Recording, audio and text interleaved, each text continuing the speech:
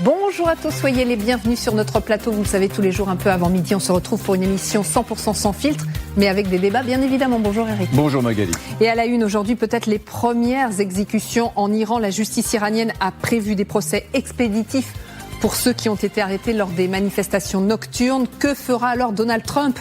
Le président américain continue de menacer le régime des mollahs. Les témoignages, malgré les coupures Internet, affluent. Beaucoup parlent de massacre. Un franco-iranien, tout juste de retour d'Iran, sera avec nous sur notre plateau pour nous raconter ce qu'il a vu.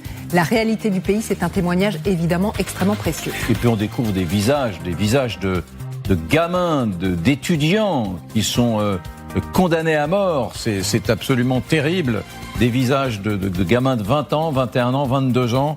C'est vraiment du mal à m'en mettre. Et d'ailleurs, on vous montrera dans les prochaines minutes des témoignages très très forts de personnes qui ont fui l'Iran. Restez avec nous parce que franchement, vous verrez des choses qui sont tout à fait déconcertantes.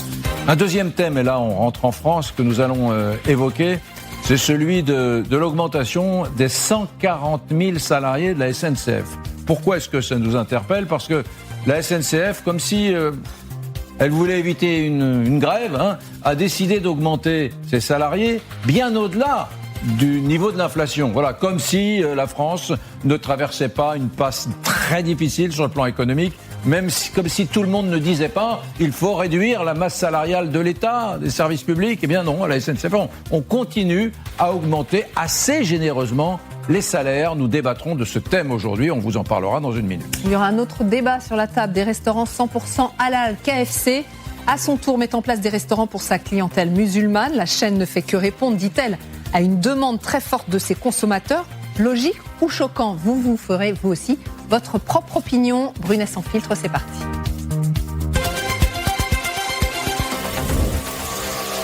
Donc, mesdames, messieurs, les bilans en matière de blessés et surtout de morts en Iran sont terribles. Les appels internationaux se multiplient pour que la répression cesse à Téhéran et dans les principales villes du pays. Jean-Noël Barrot, le ministre français des Affaires étrangères, parlait ce matin de la répression la plus violente de l'histoire contemporaine de l'Iran. Oui, vous l'avez dit, les chiffres sont effroyables. On parlait de centaines de morts. Eh bien, en fait, il serait des milliers. Selon CBS, la chaîne américaine, il pourrait y avoir 20 000 manifestants tués par le régime des mollahs, et ce depuis le début de cette contestation qui a commencé donc fin décembre. Difficile d'avoir des témoignages.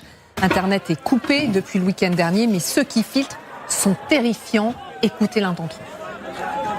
الان رسیدم ترکیه بازار بدبختی اصلا حال روحیم خوب نیست همه رو دارن میکشن بچه‌ها رو همه رو دارن میکشن بیرحمانه دارن چراغا رو خواهدن تا ایران نباشیم نمیفهمید وضعیت چطوری ترامپه هر کی هست فقط کمک خارجی چشم امید بچه ها همه به شما فقط میتونم قصه‌هامو بهتون بگم جهنمو دیدم تو ایران این چند روز جهنمو دیدم گناه داریم خیلی گناه داریم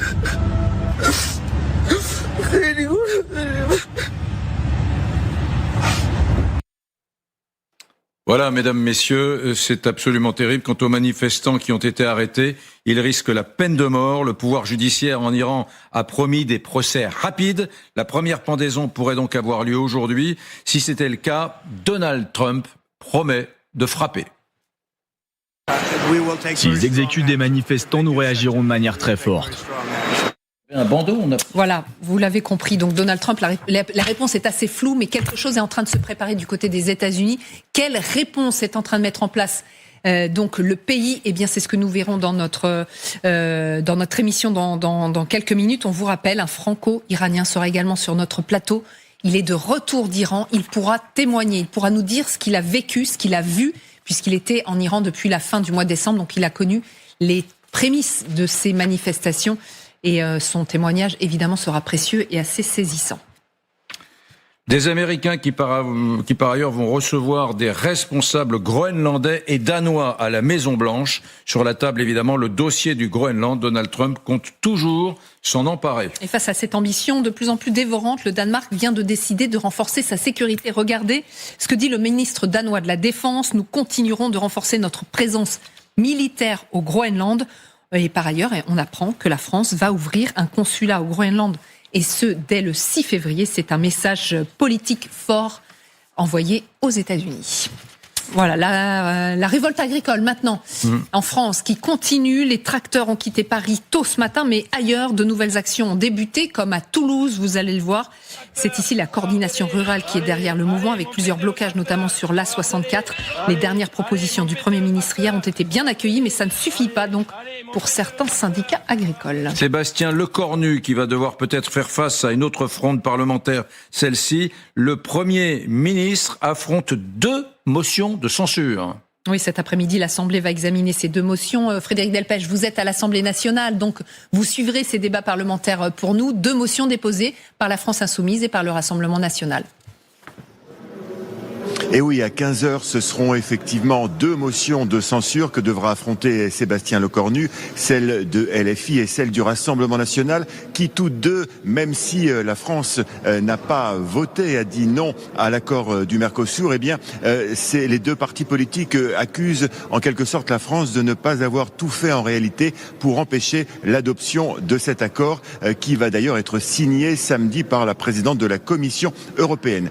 Alors, peu de chance tout de même de faire tomber le Premier ministre, car d'ores et déjà les socialistes ou les républicains ont prévenu qu'ils n'allaient pas s'associer à ces motions de censure, et donc le compte n'y sera pas en fin de journée. Mais tout de même cela tombe dans un contexte de grogne agricole, comme vous l'avez dit. Et d'ailleurs hier, Sébastien Lecornu a tenté de déminer par avance en lâchant du lest aux agriculteurs avec l'annonce d'une loi agricole d'urgence. Donc effectivement peu de chance de faire tomber le gouvernement, mais tout de même une tension politique cet après-midi à l'Assemblée pour Sébastien Lecornu. Merci beaucoup Frédéric, on le suivra bien évidemment. Tout ça à l'Assemblée cet après-midi. Un chiffre maintenant qui ne vous plaît pas visiblement. Eric, ce sera le thème de votre édito tout à l'heure. 2,56%.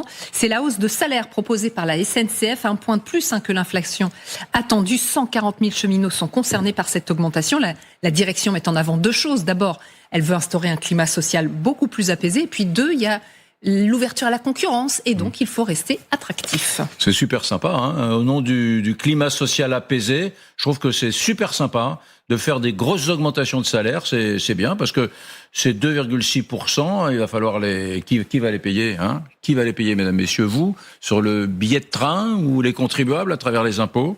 Mais enfin, c'est pas mal. Éviter préventivement une grève en offrant des augmentations de salaire au mois de janvier, je trouve que c'est bravo. Voilà. Puis en plus, la France est un pays riche, on regorge d'argent, donc profitons-en. Allez, on va parler de prix toujours. Vous nous emmenez au Louvre, par exemple ? Oui, une mesure qui entre en vigueur aujourd'hui. Les touristes non européens vont payer plus cher aujourd'hui au Louvre et à Versailles. Ça, on est bon. Dès qu'il faut augmenter les taxes, les impôts, les billets d'entrée dans les musées, ça, on sait faire. C'est le génie français et on peut s'en réjouir. 32 € au Louvre, par exemple, au lieu de 22 € pour nous, Français, ça représente une hausse de 45%. Pour Versailles, l'augmentation est de 3 €. En Haute-Séozo, attention, ça pourrait aller jusqu'à plus 10 €. Camilla Campuzano était tout à l'heure pour LCI au Louvre. Regardez. Eh bien, on a fait le test nous-mêmes. On a essayé de voir les prix qui étaient affichés sur le site du musée du Louvre. Eh bien, on le voit, 32 € au lieu de 22 pour les non-résidents de l'espace économique européen. Ça n'empêche pas que si on regarde du côté de l'entrée, vous voyez qu'il y a quand même une file assez conséquente pour pouvoir accéder à ce prestigieux musée du Louvre. Mais les touristes que nous avons interrogés, eux, sont en colère, dénoncent ce qu'ils considèrent comme une discrimination. C'est beaucoup et c'est discriminatoire aussi. On est là pour profiter de toute cette beauté et si c'est trop cher, c'est franchement impossible. Dans notre cas, le coût avec le change, 10 €, c'est beaucoup. Il se peut qu'on ne puisse pas faire une visite à cause de cette différence. Cela fait une grande différence, surtout que c'est en euros pour nous, c'est quasiment le double. Cela revient à $20 de plus. Je pense que le prix devrait être le même pour tout le monde, car tout le monde devrait voir ce qu'il est exposé dans ce musée. Le Louvre n'est pas le seul musée à pratiquer cette différenciation de prix. C'est le cas également à partir d'aujourd'hui donc du château de Versailles, du château de Chambord ou encore de l'Opéra de Paris. À noter que les mineurs, les moins de 18 ans, toutes nationalités confondues, auront toujours accès à ces sites de manière entièrement gratuite.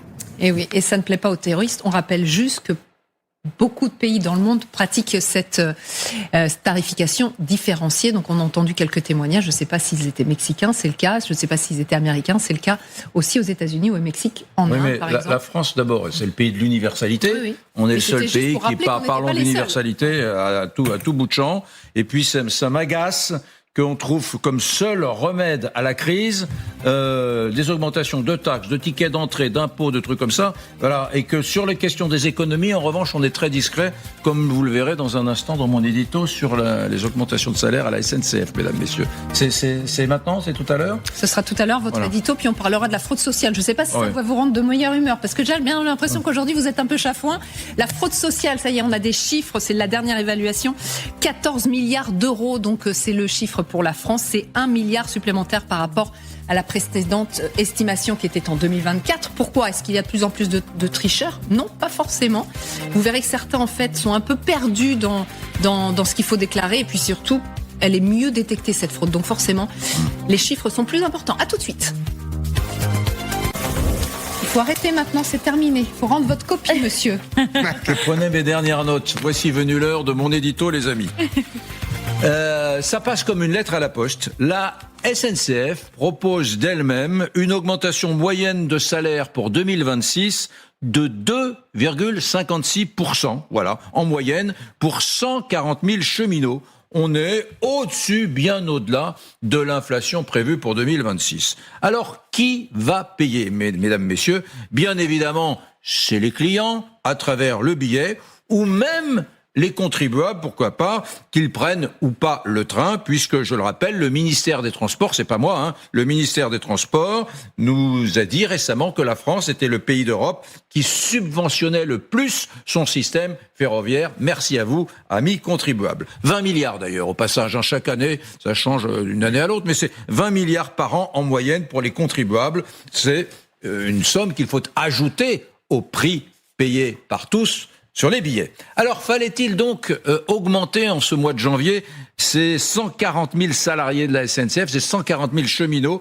au-delà de l'inflation, dans un contexte économique hyper dur et hyper violent, où on nous explique qu'il faut diminuer la masse salariale de l'État, qu'il faut diminuer la dépense publique. Bon.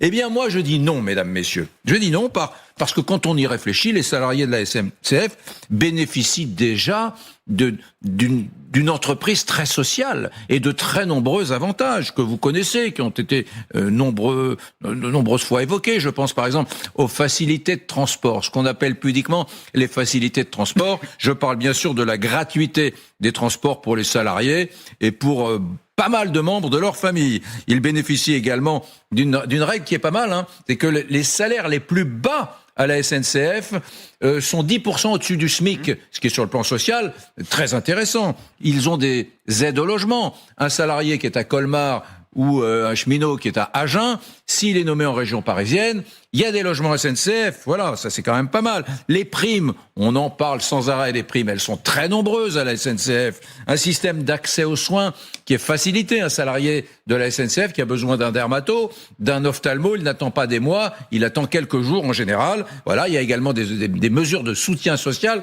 qui sont tout à fait considérables. Alors, cette affaire de l'augmentation en ce mois de janvier des salariés de la SNCF, des cheminots pour être plus précis, démontre une chose, c'est que ni Jean Castex, ni ceux qui nous gouvernent n'ont véritablement compris la nécessité de baisser la dépense publique, de baisser la masse salariale de l'État. Et je trouve que c'est totalement irresponsable. Et puis au passage, alors ça je trouve ça démago, clientéliste et roublard, la SNCF invente un truc absolument génial. Je t'augmente préventivement pour pas que tu fasses grève. J'ai peur de la grève, je veux pas d'ennui, donc je vais t'augmenter assez généreusement au-delà de l'inflation prévue pour l'année 2026. Comme ça, tu vas pas m'embêter, mesdames, messieurs. Le seul petit problème dans cette affaire, c'est que cette générosité affichée du transporteur public, eh bien, c'est vous, mesdames, messieurs, qui allez la financer à travers le prix du billet de train ou à travers vos impôts. Merci, au passage, pour votre grande générosité, amis contribuables. L'édito d'Éric Brunet avec Pascal Perry qui nous a rejoint. On va y revenir à 12h50, ce sera le thème de notre émission. D'abord, vous êtes d'accord ou pas ? Non, tout ce que dit Éric est parfaitement juste, mais chaque chose a son prix. Est-ce que vous monteriez dans un train ? Vous prenez le train de temps en temps, Éric. Vous prendriez le train avec un mécanicien, des aiguilleurs, des ouvriers de chantier, d'entretien de la voie qui sont sous-payés ? Moi, pas. Voilà. On en débattra. Ça promet d'être un petit peu chaud et musclé. 12h50, soyez au rendez-vous. En attendant, on va parler d'autre chose, d'un autre chiffre, c'est la fraude sociale, parce qu'on a eu une nouvelle évaluation. Le phénomène représenterait un manque à gagner annuel de 14 milliards d'euros pour la France, soit 1 milliard de plus par rapport à l'exercice précédent. Comment est-ce possible ? Qui est le fautif ? Nivine Potros est avec nous pour tout nous dire. D'abord, on fait un état des lieux. Nivine avec Noël Ly. Jérémy Fontani est détective privé depuis 15 ans. Nous l'avons rencontré en décembre dernier. Ce jour-là, à la demande d'un chef d'entreprise, il surveille une salariée suspectée d'exercer une autre activité alors qu'elle est officiellement en arrêt maladie. Je l'ai vu plusieurs fois à la fin de l'échange remettre une carte de visite ou un prospectus. L'arrêt maladie qu'elle a actuellement, en fait, c'est pas un réel arrêt. Il est utilisé dans le but de travailler. Donc en fait, c'est un arrêt maladie frauduleux. Le cas de cette salariée n'est pas isolé. L'an dernier, la fraude sociale s'est élevée à 14 milliards d'euros, soit 1 milliard de plus qu'en 2024. Le déficit de la sécurité sociale était lui de 23 milliards d'euros l'an dernier. Comment lutter contre la fraude sociale ? Il faut d'abord du personnel. Et quand vous savez que vous n'avez que 700 contrôleurs des CAF pour lutter contre la fraude sociale, par exemple la branche famille, et qu'on estime qu'il y aurait 700 000 fraudeurs, vous faites un calcul rapide, c'est juste impossible pour un contrôleur de faire 1000 dossiers, ce n'est pas possible. En 2024, près de 2 milliards d'euros de fraude sociale avaient été détectés. Voilà pour le constat. Donc c'est une évaluation de la fraude sociale, vous l'avez compris, qui a été revue à la hausse. Nivine, la faute à qui ? Eh bien, dans plus d'un cas sur deux, les fraudeurs, ce sont les patrons qui ne déclarent pas leurs employés ou certaines de leurs activités. Alors c'est principalement vrai dans le BTP, dans les transports, dans l'hôtellerie, la restauration. Un exemple, par exemple, plus de 70% des chauffeurs VTC ou des livreurs à vélo, eh bien ils déclarent un chiffre d'affaires qui est en réalité inférieur au montant des transactions sur les différentes plateformes. Donc attendez, on sous-déclare les patrons, donc BTP, hôtellerie, restauration. Pas que, mais bien évidemment, ils sont particulièrement ciblés. BTP, hôtellerie, restauration déclarent moins d'heures que ce qui est réellement fait. Par exemple, votre plombier qui vient chez vous, eh bien, il va réaliser un acte en le déclarant et puis un autre juste pour vous dépanner de la main à la main. Vous allez le payer au black, ce sera moins cher. Eh bien, c'est ça, très concrètement, la fraude sociale dans un cas sur deux. C'est donc la dissimulation, la minoration aussi des heures travaillées en ne déclarant pas, par exemple, des heures supplémentaires. Mais évidemment, il n'y a pas que ça. Il y a aussi les faux arrêts de travail, les fausses attestations, les fausses allocations familiales. Les bénéficiaires, en fait, des prestations sociales, eh bien, ils représentent un tiers de la fraude, 36% précisément. Et puis, sur la troisième marche de ce podium des tricheurs, on retrouve les professionnels de santé. Ils représentent un quart seulement des fraudeurs, mais en revanche, c'est très intéressant, c'est eux qui détournent le plus d'argent. C'est Catherine Vautrin, la ministre de la Santé, qui l'a expliqué au mois d'août.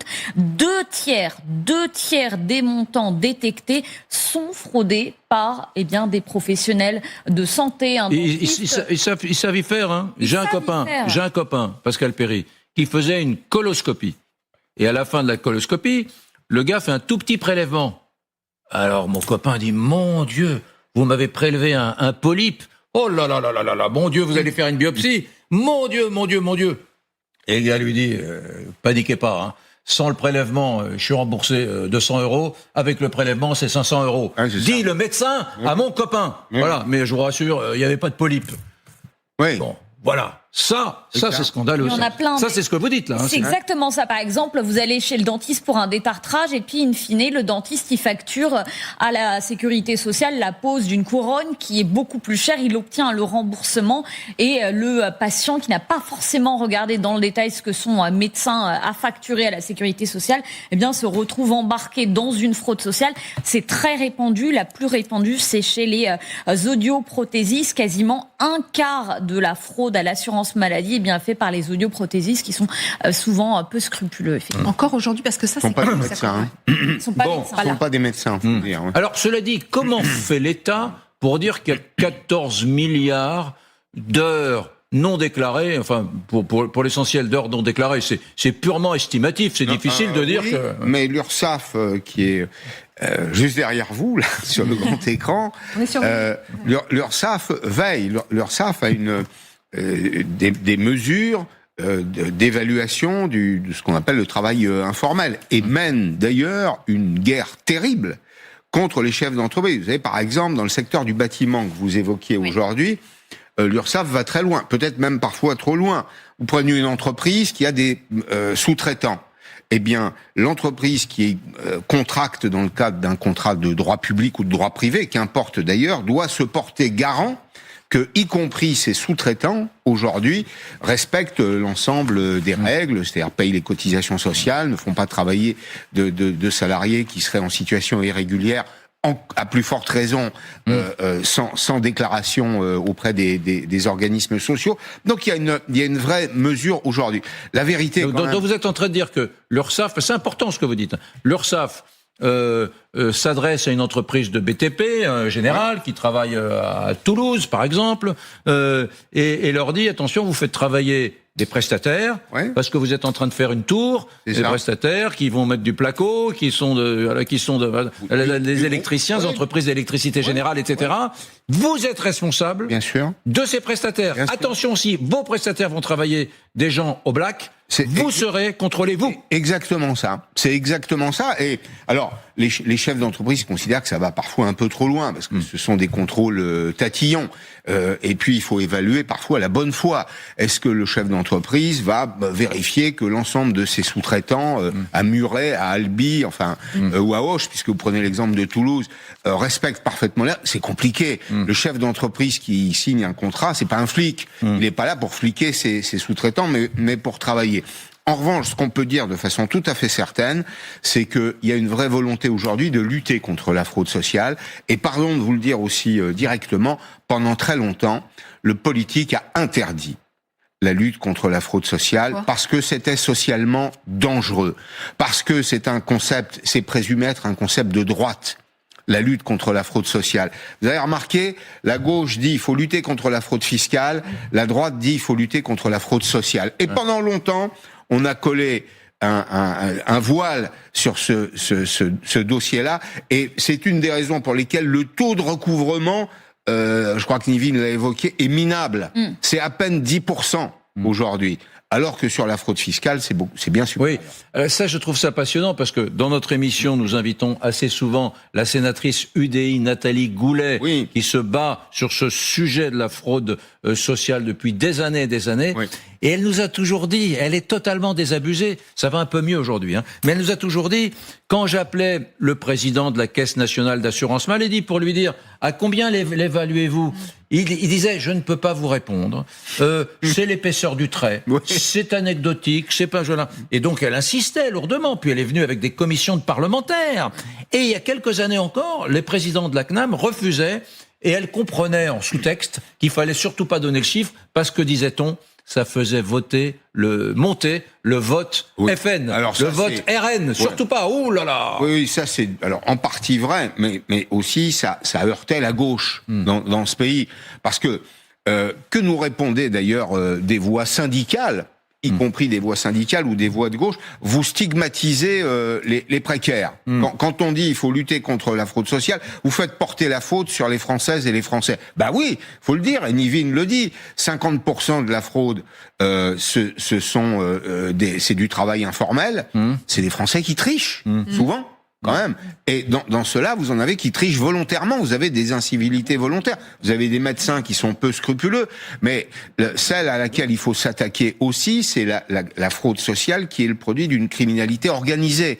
C'est-à-dire que le droit est tellement protecteur en France que vous avez des groupes mafieux qui ont construit aujourd'hui des dispositifs pour aller prendre les prestations sociales ou la couverture sociale, les sommes qui servent à couvrir. On précise juste, quand on dit que la fraude sociale a été revue à la hausse, c'est pas qu'il y a une augmentation des tricheurs, c'est qu'on la détecte mieux. C'est ça.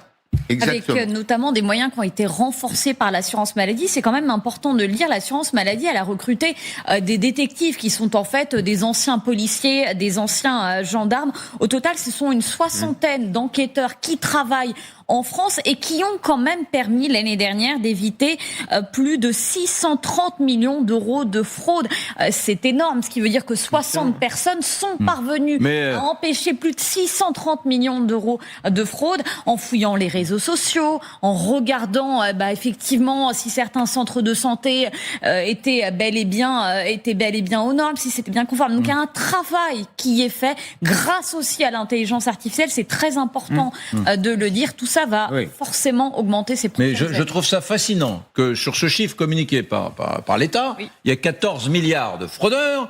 On nous dise, bon, il y a une vaste partie... d'euros de fraude. On ne sait pas trop. 14 milliards d'euros de fraude. 14 milliards d'euros de fraude, de fraude. On nous dit, finalement, il y a des fraudeurs, on ne sait pas trop, mais on suppute qu'ils baissent leur déclaration. On ne sait pas trop. Enfin, les vrais fraudeurs, pour moi, la fraude sociale, c'est ceux qui perçoivent indûment de l'argent de vos impôts alors qu'ils n'ont pas à le percevoir. Alors, voilà, ça c'est la fraude sociale. Dire, ah oui, les chefs d'entreprise, on pense qu'ils déclarent moins d'heures de leurs salariés pour moins payer, c'est vrai. C'est pas tout à fait ça. On va dire que ça c'est 14 milliards parce qu'on a estimé qu'il y a des gens qui ne déclarent pas, c'est du doigt mouillé, Les vrais fraudeurs, ce sont ceux qui vont se faire verser... c'est pas si. D'accord et pas d'accord, c'est-à-dire qu'il y a deux choses. Il y a la fraude aux cotisations, et puis il y a la fraude aux prestations. Il y a deux choses, puisque le modèle social, c'est vous payez une assurance et vous êtes remboursé si vous subissez un aléa. Vous avez des gens qui l'inventent, l'aléa. Mais vous avez aussi, il faut l'admettre, des gens qui sous-déclarent, c'est-à-dire qui payent pas l'intégralité de leur cotisation, soit parce que c'est du travail au noir, soit parce que toutes les heures ne sont pas déclarées. Donc vous avez, mais Eric... mais c'est une façon, ce que je voulais dire, Pascal, c'est une façon de détourner ce sujet de la fraude sociale vers, encore une fois, les chefs d'entreprise. Non, on oublie les vrais grugeurs, ceux qui disent voilà, je n'ai pas travaillé. De sous-déclarer, c'est pas. Oui, mais les sous-déclarés, on ne sait pas qui. C'est trop facile. Qui vous avez sous-déclaré, vous, moi, qui sous-déclare on ne le sait pas. On ne le sait pas puisque le gars ne déclare pas. Exemple très concret. Vous appelez un artisan chez vous. Vous avez un problème. Il va vous proposer deux factures. Une facture officielle avec les montants qu'il devrait payer en cotisation et puis une facture informelle. Mais ça, je sais ce que c'est. C'est 50 € si c'est au black, c'est 100 € si c'est. Mais ça, j'ai compris. Mais ça, c'est des rentrées Comment financières. l'État sait-il que c'est Monsieur Duchemol ou le plombier bidule ou le pont des enquêtes. Par sondage. Non, on le sait pas. C'est du doigt mouillé. Notre invité va vouloir. C'est du doigt mouillé. C'est du doigt mouillé. C'est encore une fois pour dire la fraude sociale, c'est ces cochons d'entrepreneurs. Ce sont des estimations. Mais on procède, dans ces cas-là, on a quelques modèles mathématiques, on procède par sondage. Vous prenez 50 entreprises dans un secteur, et puis vous allez à fond dans l'étude de l'arrière-boutique, si vous préférez.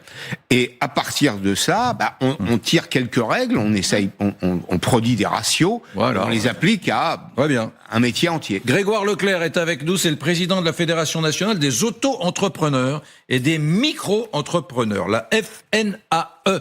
Merci d'être avec nous. Voilà, vous êtes le président d'un syndicat de fraudeurs, Grégoire Leclerc. Bonjour, monsieur le fraudeur. Voilà, puisque désormais, c'est les entrepreneurs qui sont visés.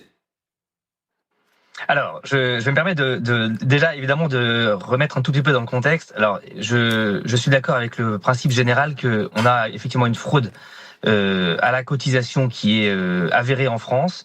Juste pour remettre le contexte chiffré des auto-entrepreneurs, aujourd'hui les auto-entrepreneurs payent environ 8,5 milliards de cotisations sociales et on considère qu'il y a à peu près 1 milliard en plus de cotisations qui devraient être payées, qui échappent aujourd'hui au prélèvement obligatoire. Comment 1 milliard qui échappe, selon vous, aux prélèvements obligatoires. Bon, à travers quel type de manipulation ? Alors, c'est essentiellement ce que vous avez évoqué tout à l'heure. On a une sous-déclaration assez régulière de la part d'un certain nombre de professionnels. C'est vrai que c'est très lié aux professionnels des plateformes, des VTC, des livreurs et aussi un peu du BTP. On a une sous-déclaration du chiffre d'affaires réalisé par ces professionnels sur le trimestre ou sur le mois. Et donc, effectivement, comment on arrive à le savoir ? On a plusieurs techniques. La première, c'est que quand ça transite par une plateforme, la plateforme fait aussi la déclaration de son côté. Donc, c'est en fait très simple. L'État voit d'un côté les déclarations de la plateforme et de l'autre les déclarations des individus eux-mêmes. Et donc, on voit qu'il y a un écart. Et donc, c'est même pas du sondage, c'est chiffré, c'est quasiment à l'euro près. Et puis la deuxième manière de le voir, c'est par l'intermédiaire des déclarations des sous-traitants. On en a parlé tout à l'heure. Quand vous êtes un sous-traitant auto-entrepreneur d'une boîte du BTP, la boîte du BTP ou des travaux publics, peu importe d'ailleurs, fait une déclaration complémentaire pour dire quel chiffre d'affaires elle a sous-traité. Et évidemment, si ce chiffre d'affaires sous-traité ne se retrouve pas dans la déclaration du sous-traitant, on voit aussi l'écart. A priori, c'est qu'il y a un truc. D'accord, compris, voilà. Parfaitement bien compris. Moi, je trouve que, encore une fois, sur un sujet qui est celui de la fraude sociale, on a habilement détourné l'attention des gens vers les entrepreneurs et les auto-entrepreneurs. Voilà, moi, franchement, je sais qu'il y a des petites entreprises qui grugent les déclarations, mais ça me gêne beaucoup que ce sujet tombe encore une fois sur les épaules des entrepreneurs, Grégoire Leclerc. Oui, alors vous avez raison, j'ai 3 réponses moi à ce sujet, et c'est d'ailleurs un combat que la Fédération porte depuis 10 ans. D'abord, il faut arrêter d'assimiler l'entrepreneur à un fraudeur. C'est vrai que 95% des auto-entrepreneurs, par exemple, sont parfaitement dans les règles, déclarent la totalité de leur chiffre d'affaires, respectent absolument toutes les lois, toutes les règles qu'on leur impose et sont absolument irréprochables dans la façon dont ils déclarent. Et donc, on ne va pas évidemment jeter le bébé avec l'eau du bain et dire que parce qu'il y a 5% de fraudeurs et de tricheurs dans le système, on doit mettre tous les entrepreneurs dans le même paquet. Ça, c'est la première réponse. La deuxième, c'est que on doit quand même faire de la pédagogie, et nous, on y tient beaucoup. Tout fraudeur qui triche, tout entrepreneur qui triche, en fait, se tire une balle dans le pied. Pourquoi ? Parce que c'est autant de points retraite, c'est autant de protection sociale, c'est autant de droits individuels. C'est pas simplement le pot commun collectif de la sécurité sociale, mais c'est des droits individuels qu'il est en train de perdre. C'est-à-dire que 5 000 € de cotisation en moins, c'est 2 trimestres de retraite en moins pour un travailleur. Pardon, monsieur Leclerc, mais je vous interromps juste une seconde. Ce que vous dites est parfaitement juste, mais ces gens-là n'ont qu'une idée en tête, c'est prendre des marchés. Prendre des marchés, et quand vous sous-déclarez, évidemment, vous êtes plus compétitif que vos concurrents. Et c'est souvent des logiques de très court terme. Vous avez raison, ils payent pas la protection sociale, mais en même temps, ils viennent prendre des marchés à des entreprises qui sont parfaitement vertueuses. Alors, c'est tout à fait vrai, et c'est là où la pédagogie est difficile, et vous avez raison, ils sont confrontés à la fois à ce débat fin du mois, fin de l'année, fin de la vie, où ils cherchent d'abord et avant tout à gagner vite et de manière très court-termiste un marché, un client, un peu d'argent, etc., sans penser aux conséquences futures et ultimes de ce type de fraude. Malheureusement, il faut quand même qu'on le dise, si on ne fait pas de pédagogie et si on n'informe pas tous ces travailleurs indépendants, et notamment nos adhérents auto-entrepreneurs, de la problématique, on aura une bombe sociale, et je le redis souvent, très souvent dans la presse, on aura une bombe sociale dans 20 ou 30 ans, quand ces travailleurs vont se retrouver à la retraite avec 10, 15, 20 trimestres manquants dans leur relevé de carrière. Merci à vous, Grégoire Leclerc, c'était bien de vous entendre sur ce sujet. On devrait vous inviter plus souvent. Le président de la Fédération nationale des auto-entrepreneurs et des micro-entrepreneurs, la FNAE, mesdames, messieurs, des acteurs très très importants de la vie économique en France. Dans un instant, on va parler d'un autre acteur très important de la vie économique en France, le transporteur public, la SNCF, qui a une idée géniale. Avec votre argent, qu'a fait la SNCF ? Elle dit, on va augmenter tous les cheminots, 140 000 cheminots, au-delà de l'inflation. Comme ça, on n'aura pas de grève. C'est sympa. C'est une très bonne idée, d'ailleurs. Très très bonne idée, mesdames, messieurs. D'autant que c'est vous qui payez. À tout de suite.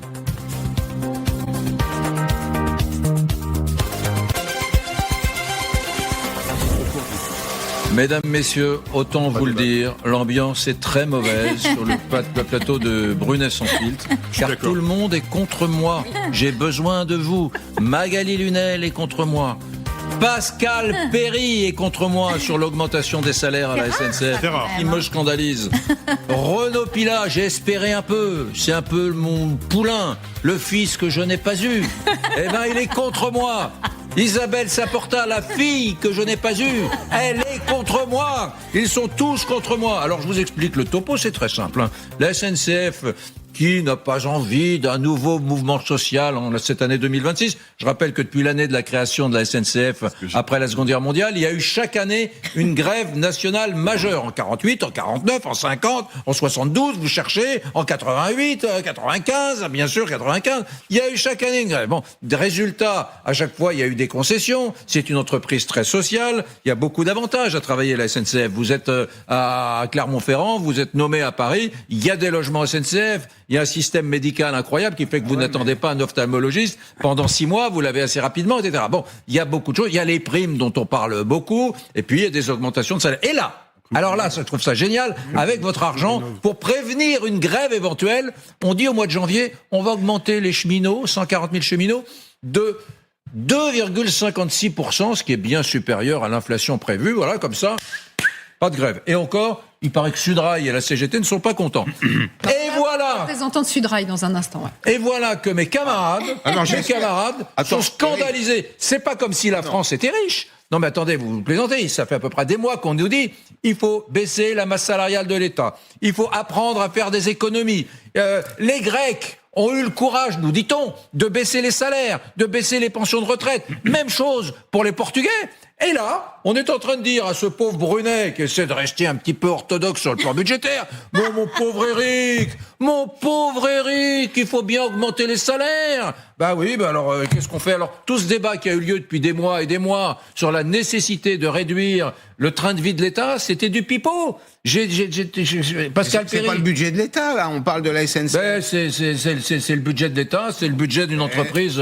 C'est pas vrai. Non, non, c'est pas l'État, j'entends bien. Non, mais l'État finance le réseau, ce qui me paraît être normal. Les régions achètent des kilomètres, puisque c'est l'autorité organisatrice. Et les contribuables paient chaque année 20 milliards d'euros, en plus des billets de train, à la SNCF. Oui, mais il y a une prestation contre ça.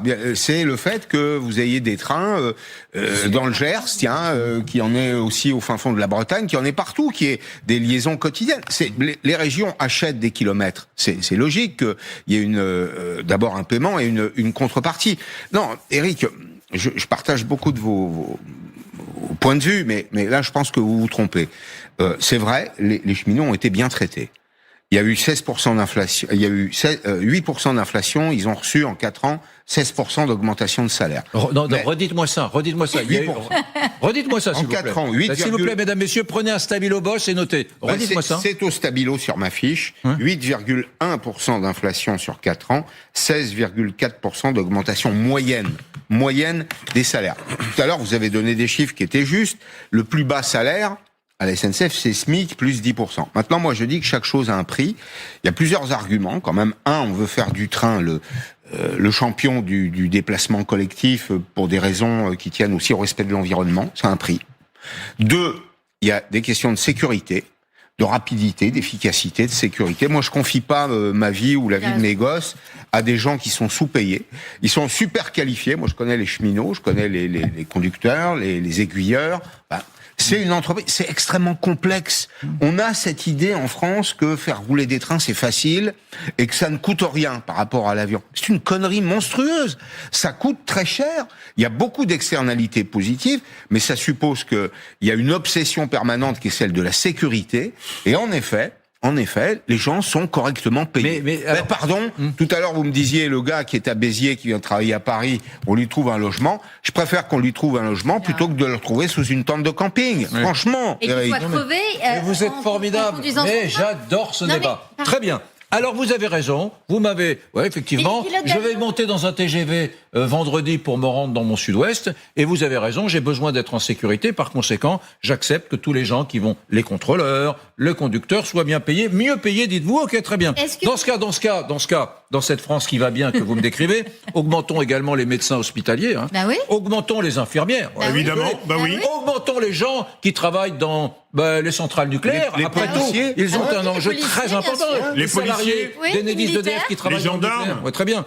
Les élus locaux, les 36 000 élus locaux, ils gagnent que dalle, les maires des petites communes. Augmentons leurs honoraires, les maires. Brunet, président. Les pharmaciens, c'est de plus en plus difficile. Beaucoup d'officines ferment. Non, pas les pharmaciens. Les boulangers, il y a 20 boulangeries par jour qui crèvent en France. Augmentons les boulangers. Les conducteurs de poids lourds et les conducteurs de bus. Mais les boulangers ils méritent pas sont des artisans, c'est pas l'État. Les conducteurs de bus qui tournent en banlieue. Augmentons tout le monde. Et les journalistes. Augmentons tout le monde. Bravo, vous avez raison.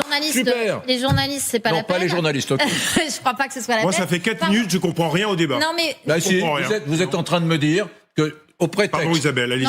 Allez-y, bon, très bien. Non, mais alors, moi je trouve que c'est un bon exemple, les conducteurs de car. Regardez les conducteurs de car, pas de bus, pas de RATP, pas machin. Mais les conducteurs de car, on passe sa vie aujourd'hui à avoir des accidents de car dans les transports scolaires parce qu'on n'arrive plus à recruter, avec des gens dont on voit qu'ils sont drogués, etc. On a été obligé de faire des contrôles pour être sûr qu'ils n'étaient pas drogués avant de transporter les gamins. Bah, vous savez quoi? Moi, je préférerais qu'ils soient très très bien payés, qu'on ait aucun problème pour les recruter et que j'ai aucune angoisse à laisser mes gamins dedans. Encore faut-il recruter, Isabelle. Mais non, mais on est chez La SNCF rencontre des difficultés de recrutement. On est chez Alors, vous voyez. On est chez Non, mais moi, j'aimerais que tout le monde gagne 15 000 euros dans ce pays. Non, on est chez ce débat est indigent sur le plan intellectuel. Mais très dire un mot. Non, tu peux pas. Je finis juste ça. Je plaisante. Non, mais c'est une candidature à la présidentielle de Brunet aujourd'hui. Non, mais je finis juste là-dessus. Soyez cohérente parce que je comprends pas votre argument. Regardez, si les pilotes d'avion, ça vous gêne pas qu'ils soient payés 3 fois plus que des pilotes de train. On regardait le nombre de personnes transportées dans les trains avec Monsieur Perry avant de commencer cette émission. Il y a à peu près 1000 personnes dans ces TGV doubles. Vous avez pas envie que la personne qui a 1000 vies entre ses mains soit payée correctement? Attendez, on parle d'une augmentation de 140 000 cheminots. Il y a combien de conducteurs de TGV sur ces 140 000? C'est un ensemble, Eric.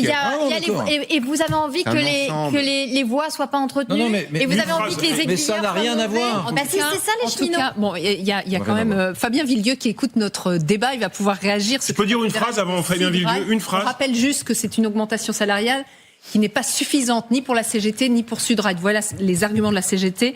Au regard des bénéfices de dingue qu'on attend pour la SNCF cette année, ce n'est franchement pas à la hauteur. La réponse de Sudrail dans un instant. D'abord Renaud, oui. Oui, d'abord il faut saluer les bénéfices de la SNCF.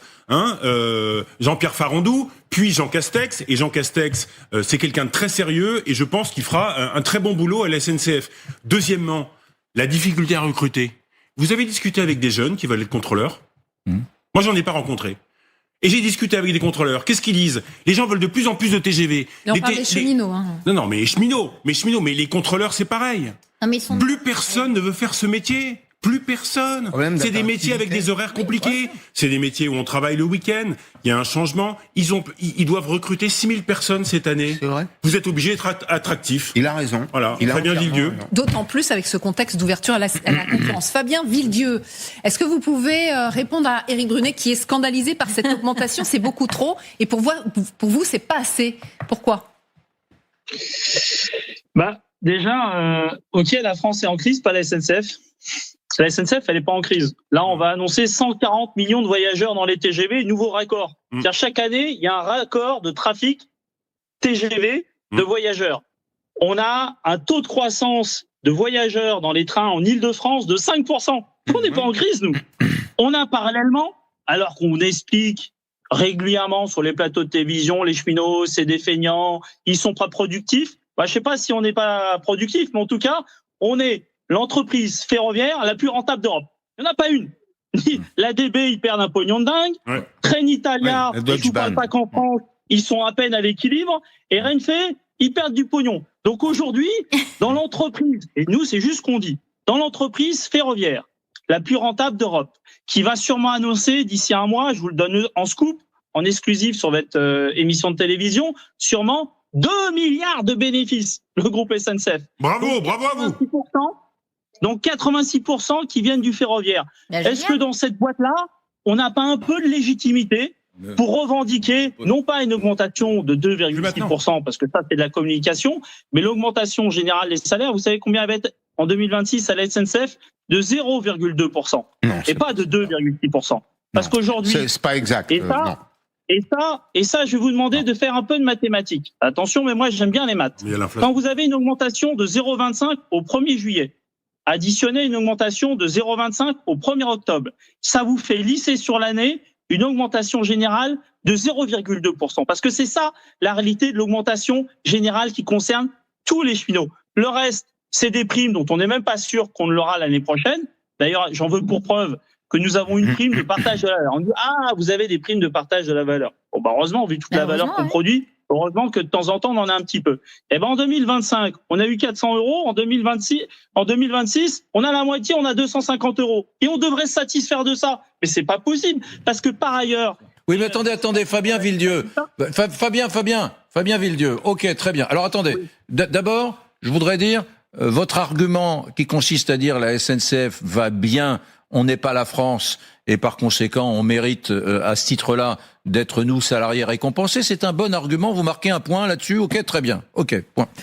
Deuxième chose, n'oubliez quand même pas l'essentiel. Vous pouvez toujours nous perdre en disant, en réalité, cette augmentation que Jean Castex nous promet pour l'année 2026 de 2,56% pour les 140 000 cheminots. En réalité, si on lisse, etc., il y a moins que ça. Très bien, on va pas rentrer dans les calculs. Mais enfin, ce qu'on sait, nous, c'est que en 4 ans, avec une inflation à plus 8, vous avez eu des salaires à plus 16%.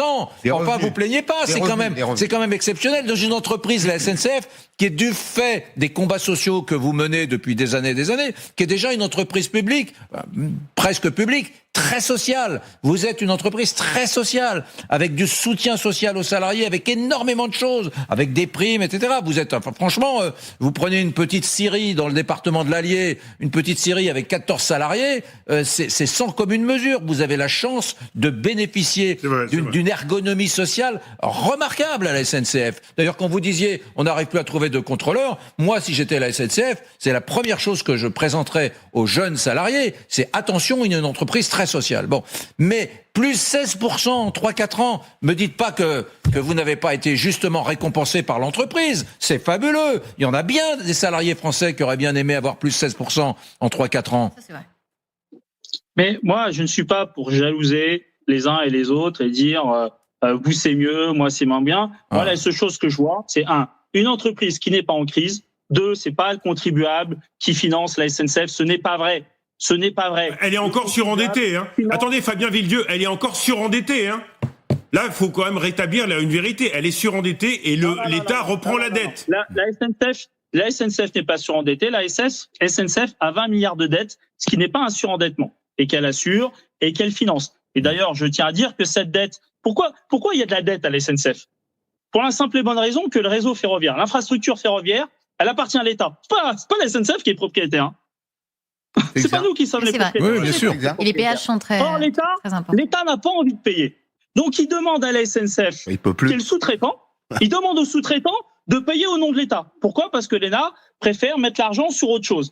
Donc, tout cet argent-là, et y compris un peu vertueux, c'est que ça permet, y compris de financer une infrastructure qui non seulement n'appartient pas à la SNCF, mais en plus, est circulée par les propres concurrents de la SNCF. Bon. C'est-à-dire que nous, on paye le réseau qui est circulé par Trenitalia. Bienvenue. On n'a pas payé il y a quelques années la dette de plusieurs dizaines de milliards. On a repris plus que ça. On a repris 35 milliards d'euros. Oui, les contribuables français ont repris à leur compte l'État une dette de la SNCF de 35 milliards d'euros il y a 3 ou 4 ans. Non, attendez, le réseau, on va considérer que c'est un actif non contestable en économie, puisqu'on ne va pas en construire un deuxième. Et effectivement, Fabien Villedieu a raison. Ça sert aussi à Trenitalia, à Renfe, à ICE, le train allemand qui va à Strasbourg, par exemple. Et ça va servir à des opérateurs concurrents de la SNCF sur la reprise de marchés régionaux. Alors, pourquoi est-ce que, répondant à Fabien Villedieu, les augmentations de salaire ne peuvent être que modestes? Enfin, en tout cas, moi je trouve qu'elles sont raisonnables. une grande partie des profits de la SNCF, ça va pas dans les poches d'un actionnaire. Bien sûr que la SNCF en rend parfois à l'État. Mais il y a tellement à investir sur le réseau aujourd'hui. La honte du Paris-Clermont-Ferrand, la honte du Paris-Limoges, Brive, Montauban, Toulouse. Il faut remettre des milliards d'euros là-dessus, sauf à accepter l'idée que vous avez 15 millions de Français là qui vivent dans ce périmètre, qui sont des sous-citoyens en matière de mobilité. Donc il faut remettre du pognon. Il faut remettre du pognon. C'est pour ça que c'est bien que la SNCF fasse des profits. Il faut remettre de l'argent sur le réseau. Renaud Pilat, j'ai une question pour vous. Oui. Renaud Pilat. Sur les travaux, Farandou, quand il était président de la SNCF, disait qu'il faudrait 1 milliard chaque année pour remettre le réseau. À minima pour mettre le réseau. Le réseau ferré. Ouais. Ouais. Bien sûr. Renaud Pilat, je voudrais vous prendre comme un shaker, vous secouer un petit peu, pour vous ramener doucement, avec beaucoup de douceur, pour vous ramener à nos débats d'il y a 2 mois. Voilà.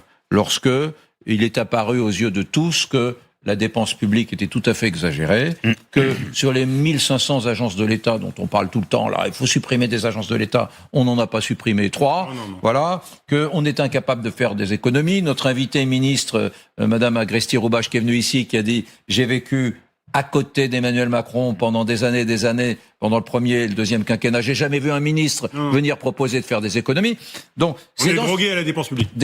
C'est dans ce contexte-là que j'ai l'impression qu'on a des ministres et des patrons de grosses boîtes comme Jean Castex qui n'ont pas compris, pardonnez-moi de jouer le mauvais rôle là aujourd'hui, qui n'ont pas compris qu'il fallait faire des économies. Mais ils gagnent de l'argent. J'ai l'impression qu'ils n'ont pas compris. Ils payent des dividendes à l'État. Qu'est-ce que vous voulez de plus? Alors, non, deux arguments. Un pour contre.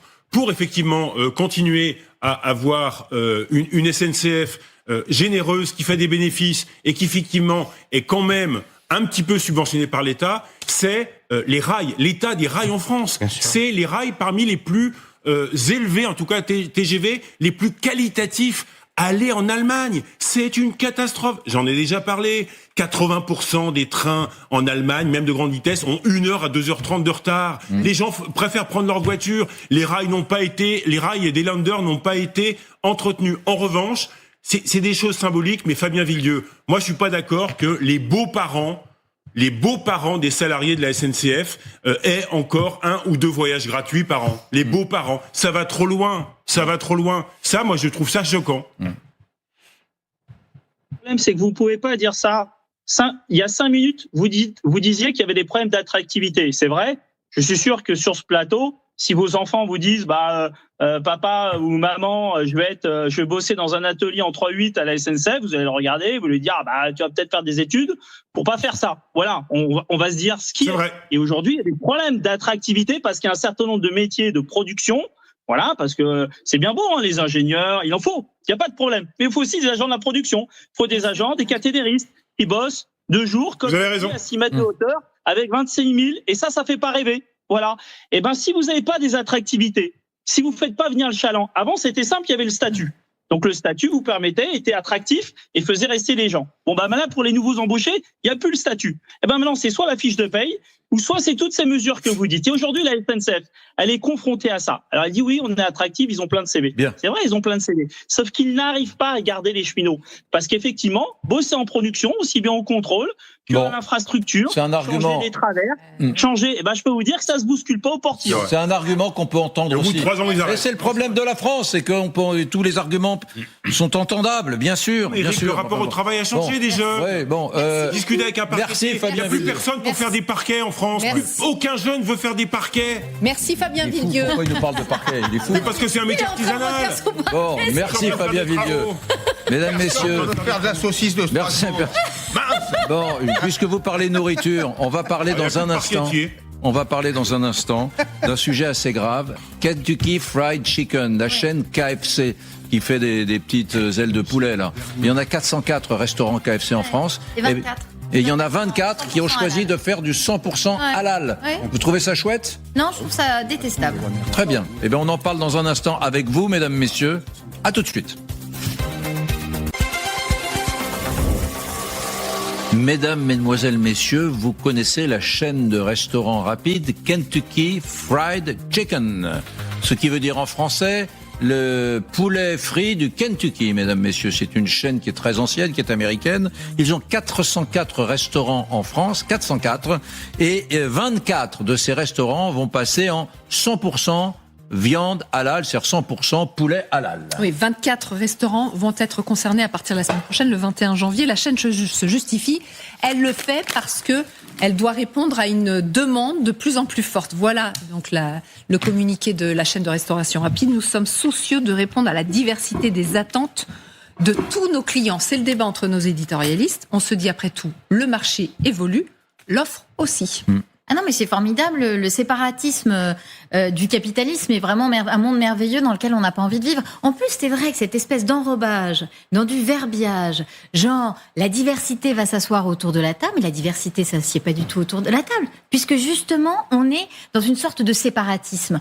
Et en plus, mais même plus que du séparatisme, du prosélytisme. C'est-à-dire que moi, ça ne me gêne absolument pas. Vous avez des restaurants, il y en a toujours eu, des restaurants halal, des restaurants cachers, des restaurants végétariens. Vous y allez, vous savez là où vous allez. Là, c'est une ancienne grand public qui, en fait, vous dit, vous savez quoi ? Ce sera 100% halal. C'est-à-dire qu'il met la religion à l'intérieur des burgers, à l'intérieur des Kentucky Fried Chicken, et elle le fait pas du tout parce qu'elle a été touchée par la grâce de la religion musulmane, absolument pas. Non, c'est juste qu'elle voit que Quick, qui l'a déjà fait il y a quelques années, a multiplié son chiffre d'affaires en le faisant. Et vous voyez, moi je vois ce qui se passe aujourd'hui. C'est-à-dire qu'on a une société à cran. On a une société qui est persuadée d'être menacée par certaines religions, par l'islam.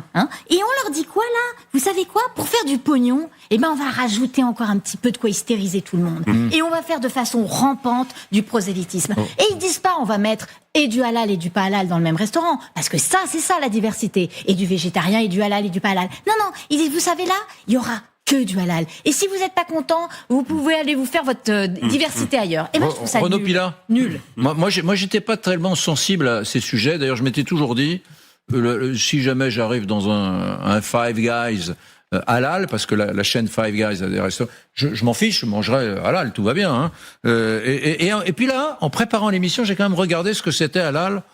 J'ai eu un petit côté Brigitte Bardot, parce que quand même, l'animal doit être tourné vers la Mecque, très bien, voilà. Et lorsqu'il est égorgé, il doit être conscient, et celui qu'on appelle son sacrificateur doit être musulman, mais il est saigné, il est égorgé conscient. Ça m'a posé quand même un petit problème. C'est la même chose dans la nourriture cachère. C'est pareil. C'est la même chose, voilà. Et le sacrificateur doit en appeler à Allah au moment de l'abattage. Mais bon, quand même, quoi. C'est pas très 2026. Oui, je suis d'accord. Il y a effectivement la condition animale, et c'est un réel sujet. Et il y a deuxièmement, en revanche, moi j'ai une position beaucoup plus nuancée.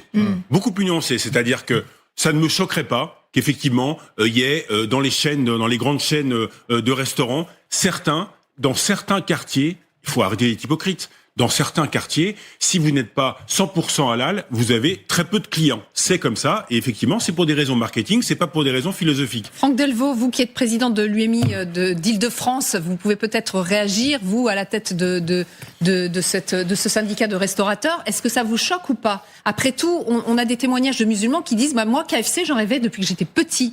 Et enfin, je vais pouvoir manger du KFC. Oui, on voit bien que KFC nous dit c'est pour répondre à une demande accrue des consommateurs. C'est un argument.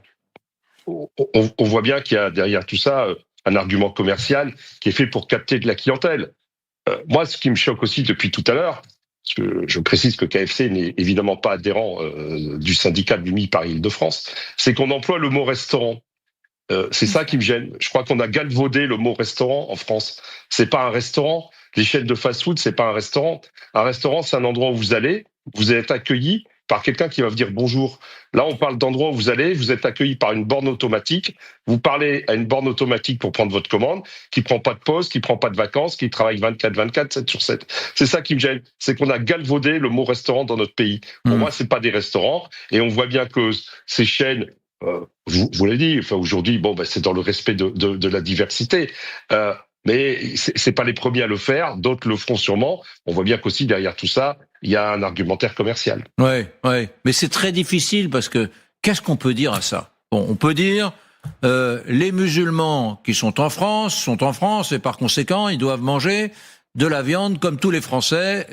À Rome, tu fais comme les Romains. Bon, les Français musulmans. Les Français musulmans. Oui, je parle des Français musulmans, mais je parlais de la catégorie de ces Français musulmans. Bon, mais ça marche pas. Mais ça marche pas parce que on le voit, les Kentucky Fried Chicken, les McDo, tous ces fast-food qui sont au cœur des banlieues, ont peu de clients.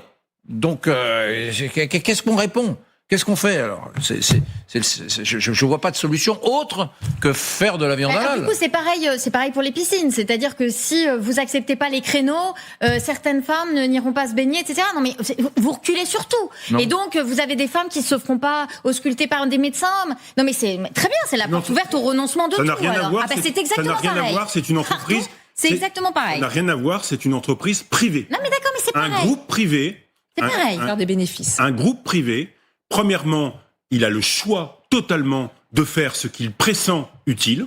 Hein, on n'est pas en URSS où on va à la fois dicter la politique des groupes privés. Deuxièmement, vous avez effectivement des groupes. On est le seul pays au monde à avoir ce débat. Il y a des fast-food halal en Grande-Bretagne, aux États-Unis, dans des pays nordiques. Donc, ok, la laïcité, mais encore une fois, moi, je suis pragmatique. Il y a des quartiers où il y a effectivement une très forte volonté d'avoir du 100%. Chacun. Je suis pas forcément pour, mais je suis assez pragmatique. Chacun se fera son opinion. Mesdames, messieurs, chacun se fera son opinion. Mesdames, messieurs, on voulait vous avertir de cette réalité. 24 restaurants sur 404 de Kentucky Fried Chicken vont devenir 100% halal en France. Maintenant, si vous voulez bien, on va aller en Iran. Ce qui s'est passé ces dernières heures en Iran est complètement fou. Les bilans d'Iraniens exécutés, massacrés sont proprement délirants. Et vous verrez dans une poignée de secondes le témoignage d'un Iranien. J'ai franchement eu les larmes aux yeux. Un Iranien qui a réussi à fuir vers la Turquie. Et nous serons, en direct en plateau avec un franco-iranien qui était, au moment du déclenchement des émeutes à Téhéran, qui était en Iran, qui vient de rentrer. C'est un enseignant franco-iranien. Je pense qu'il est à peu près dans le même état d'esprit que tous les Iraniens en ce moment, qui sont littéralement percutés par l'ultra-violence inédite, telle qu'il n'y en a jamais eu ces dernières années, de la police iranienne à l'endroit des manifestants. Mesdames, messieurs, à tout de suite. Mesdames, messieurs, bonjour. Bonjour Magali Lunel. Je voudrais vous demander un petit service à chacun d'entre vous. C'est de rester sur LCI dans les prochaines minutes. S'il vous plaît, restez sur LCI dans les prochaines minutes. Non, ne riez pas, je suis très sérieux. Je suis très sérieux. Isabelle Saporta, Renaud Pilat. Nous sommes avec Grégory Phillips du service international. Nous sommes rejoints par le général Dominique Delors, ancien chef du centre opérationnel interarmé. Nivine Potros est là. Non, je suis très sérieux, Isabelle Saporta, parce que j'ai été très, très ému, mais très ému ce matin en regardant ce que je vais vous montrer. Déjà, pour commencer, c'est le témoignage d'un Iranien qui a réussi à fuir l'Iran et qui fait une vidéo au moment où il arrive en Turquie. Il quitte l'Iran pour aller chez le voisin turc et il parle de répression. Et vous verrez dans sa bouche la façon dont il parle de la répression du régime iranien contre les opposants fait penser à d'autres histoires, dans l'histoire proche, l'histoire du XXe siècle. C'est absolument terrifiant. Voilà. Je veux vous dire également que nous serons en direct ici, là, dans ce studio, avec Kevan, qui est un enseignant franco-iranien qui, lui, était en Iran, qui va rentrer dans ce studio et qui va venir témoigner. Il était en Iran au moment du déclenchement de l'insurrection. Il a vu des choses, il va venir témoigner en direct ici, dans une poignée de secondes. C'est un franco-iranien. Voilà.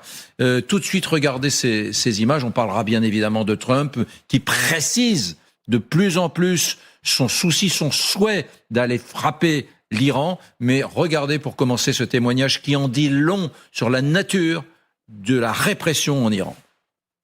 الان رسیدم ترکیه بازار بدبختی اصلا حال روحیم خوب نیست همه رو دارن میکشن بچه‌ها رو همه رو دارن میکشن بی‌رحمانه دارن چراغا رو خواهدن تا ایران نباشی نمیفهمید وضعیت چطوری ترامپه هر کی هست فقط کمک خارجی چشم امید بچه ها همه به شما فقط میتونم حسانمو بهتون بگم جهنم رو دیدم تو ایران این چند روز جهنم رو دیدم گناه داریم خیلی گناه داریم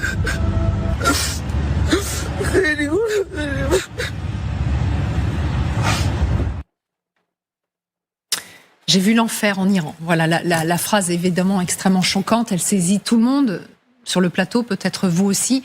Est-ce que le monde va pouvoir se saisir de ces appels à l'aide qui commencent à se multiplier? Internet est coupé, vous le savez, en Iran depuis plusieurs jours maintenant, et pourtant des témoignages parviennent à filtrer comme celui-ci. Et quelques bilans aussi. CBS avance un chiffre aujourd'hui, peut-être 20 000 manifestants tués par le régime des mollahs. Un chercheur qui était en Iran il y a encore quelques heures, de retour d'Iran, sera sur notre plateau dans quelques minutes. Il va pouvoir témoigner, lui aussi, de la réalité qu'il a vécue. Il était en Iran avant le début de ces manifestations. Il a vu l'évolution de la situation. Ça s'est dégradé extrêmement vite. Et il a vu le début de cette répression extrêmement sanglante. Il est avec nous dans quelques minutes. Est-ce que le monde va répondre à ces appels à l'aide ? Est-ce que les États-Unis vont y répondre ? C'est toute la question, bien évidemment, parce que Donald Trump avait, semble-t-il, quelques lignes rouges. Il ne fallait pas que le régime des mollahs réprime son peuple. Or, c'est le cas aujourd'hui. Il ne fallait pas que le régime des mollahs procède à des procès expéditifs. Or, c'est le cas aujourd'hui. Les premiers d'entre eux doivent avoir lieu aujourd'hui. Et la première pendaison est prévue dans la journée. Est-ce que dans ces cas-là, Donald Trump interviendra ? Peut-être, a-t-il répondu aux questions des journalistes américains. Écoutez. S'ils exécutent des manifestants, nous réagirons de manière très forte. Voilà, nous agirons de manière forte. D'abord, on a besoin de votre éclairage. Grégory, qu'est-ce que ça veut dire, frapper très fort, si jamais il y a des pendaisons? La première pendaison est prévue aujourd'hui. On verra si elle a lieu. Oui, je voudrais juste dire le nom de cette personne qui doit être pendue aujourd'hui à Téhéran. Il s'appelle Erfan Soltani. Il a 26 ans. Oui. Il a été arrêté parce qu'il manifestait. Parce qu'il réclamait un changement. Pour le procureur général de Téhéran, il est considéré comme un ennemi de Dieu. C'est le terme dans le droit juridique de la République islamique. Et donc pour ça, il pourrait être exécuté dans les prochaines heures, comme 1500 personnes en Iran l'an dernier. On a vu les visages de ces gamins qui sont étudiants, qui sont beaux, qui sont souriants, qui sont magnifiques, qui pourraient être nos cousins, nos frères. C'est terrifiant. Moi, j'ai pris une balle ce matin en préparant cette émission parce que c'est voilà le premier. Enfin, voilà le condamné à mort qui devrait être exécuté aujourd'hui. Voyez, c'est lui là. Voilà, c'est lui. 26 ans. 26 ans. Et il y a sans doute plusieurs milliers de personnes qui ont été arrêtées. Les bilans des morts sont très difficiles à décrire. Vous avez évoqué ce chiffre, 12 000, 20 000. Honnêtement, comme le pays est coupé du monde, c'est très compliqué d'avoir un bilan précis. Mais sur les arrestations, c'est sans aucun doute plusieurs milliers, voire peut-être 10 000, 20 000 aussi, des gens qui vont être emprisonnés on connaît tous la prison d'Evin à Téhéran, qui vont être sans doute torturés, et pour certains qui vont être condamnés à mort. Nevin Potros, il y a donc eu hier soir, à la Maison-Blanche, une réunion du Conseil de sécurité. Que vont faire les Américains ? Alors, si on en croit Donald Trump, les Américains pourraient frapper l'Iran très prochainement. C'est en tout cas l'option qui semble aujourd'hui privilégiée par Washington. Ces frappes, elles cibleraient principalement les infrastructures nucléaires, comme ce fut d'ailleurs le cas en juin dernier. D'ailleurs, Washington est en train de se préparer en redéployant dès la fin de semaine dernière des avions qui étaient donc aux États-Unis et qui ont été repositionnés dans les bases américaines de Jordanie et du Qatar. Washington a également appelé ses ressortissants à évacuer immédiatement le pays ou à s'abriter dans des lieux sûrs avec des provisions. Autre signe que quelque chose se prépare, l'armée israélienne, alliée évidemment des Américains, a rehaussé son niveau d'intervention en cas de riposte iranienne. Rappelons quand même que sur un plan militaire, la question des moyens se pose parce qu'une partie des forces américaines a été retirée de la région. Et puis sur la finalité aussi, les questions se posent du côté américain parce que rien ne dit malheureusement que ces frappes seules suffisent à renverser un régime comme alors justement, s'il n'y a pas les frappes aériennes, Quel pourrait être le plan? Alors l'autre possibilité, des éliminations ciblées. On pense notamment aux membres du régime des Mollahs qui pourraient être assassinés, ou alors les pasdaran qui sont, vous savez, les responsables de la répression, ceux qui tuent aujourd'hui les manifestants en Iran. Donald Trump, il l'a encore dit hier soir, son objectif c'est d'empêcher toute violence contre les manifestants. Les États-Unis pourraient aussi apporter un soutien logistique avec une connexion Internet, ce qui n'est plus le cas depuis plusieurs jours, en envoyant également des armes. Par exemple, pour les agents du Mossad qui sont infiltrés en Iran, des cyberattaques sont envisagées, des opérations d'information et puis enfin des nouvelles sanctions, même si évidemment les États-Unis en ont déjà pris. Merci Nivine Potros pour ce point. Général Dominique Delors, est-ce qu'on n'a pas tendance ces derniers jours à surinterpréter la décomposition de l'État iranien? Aujourd'hui, il y a des juges pour juger, entre guillemets, ce jeune homme de 26 ans qu'on a vu, qui s'appelle, redites son nom tellement...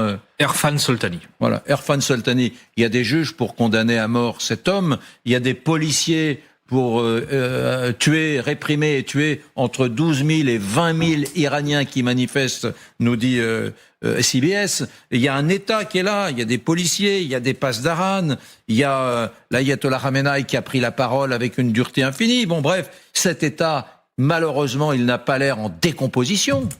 Oui, alors en considérant ce que vous venez de dire, et en considérant les options aussi qui sont proposées par les chefs militaires américains, je suis sûr que Donald Trump pense à la situation de Bill Clinton, le président démocrate, qui en 1994 avait connaissance de massacres à Kigali, très bien informé, et ne va rien faire du tout. On sait que ces massacres vont devenir petit à petit un génocide.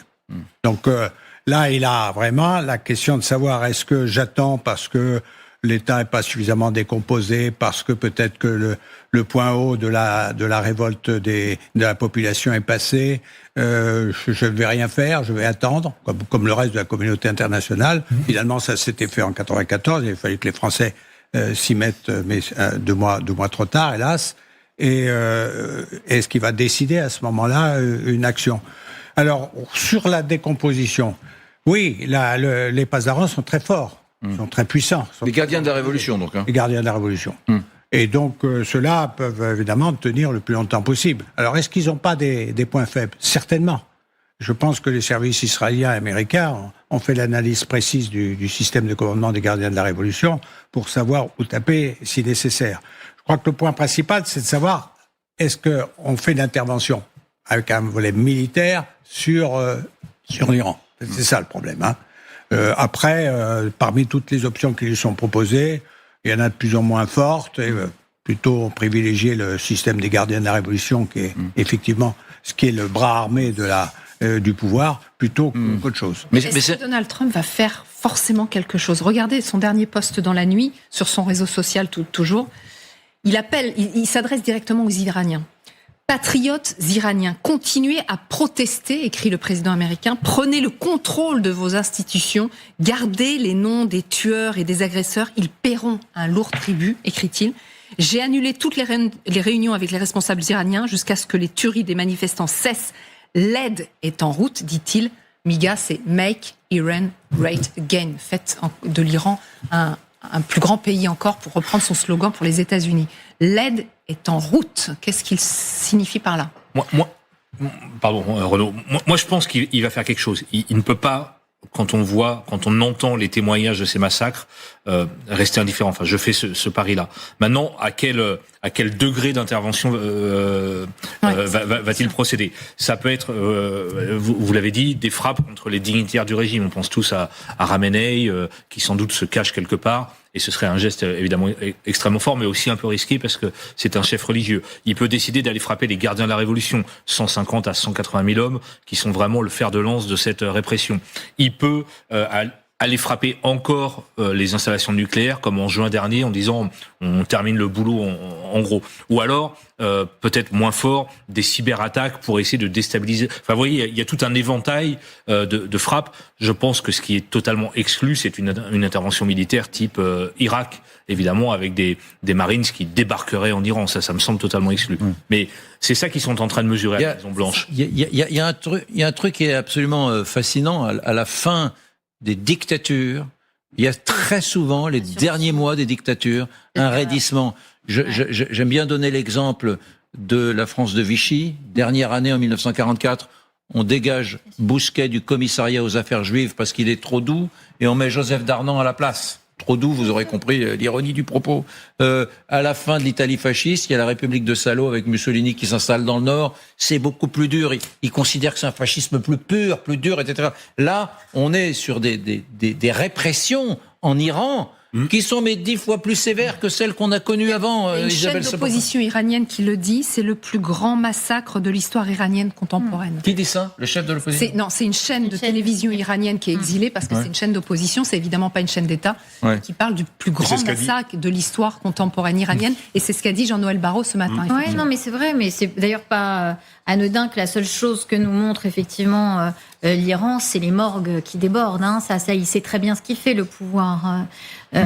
Moi, je voudrais juste souligner un paradoxe. C'est-à-dire qu'on passe notre vie... Moi, j'espère de tout cœur, là, je sors de mon rôle de journaliste, j'espère vraiment, je pense, en tant que citoyenne, j'espère de tout cœur que Trump va intervenir. Mais vous vous rendez compte de là où on est aujourd'hui?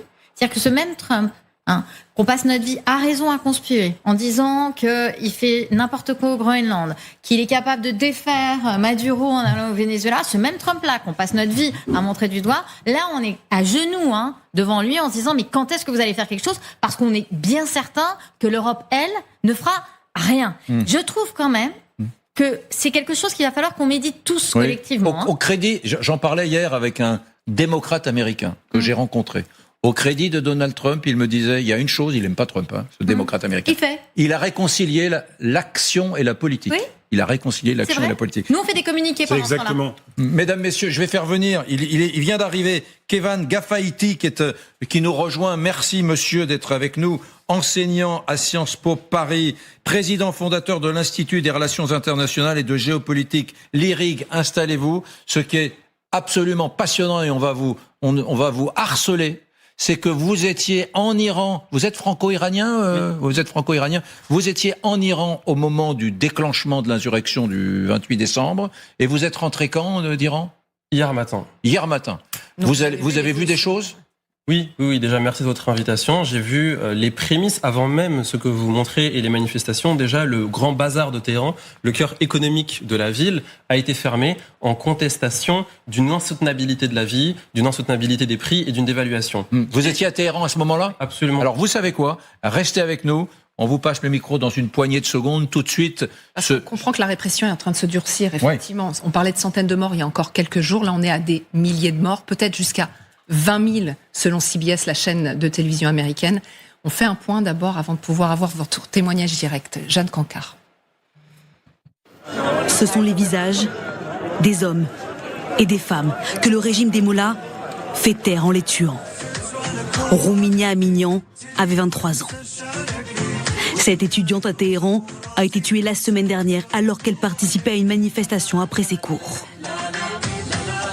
Medizat Parvar, 39 ans, ancien champion du monde de bodybuilding, est mort sous les balles des policiers. Rebin Moradi, espoir du football de Téhéran, avait seulement 17 ans. De nouvelles images nous parviennent de la capitale, celle de cette morgue. Des dizaines de corps de manifestants tués et autour, leurs familles. Combien sont morts? Plus de 2400 selon l'ONG américaine Ashrana. Mais comment le savoir précisément? Internet est toujours coupé. Hier, le régime reconnaît pour la première fois des décès lors des manifestations. Une version radicalement opposée. Le président de la Fondation des Martyrs a déclaré que plus de 2/3 des victimes étaient des martyrs des attentats terroristes.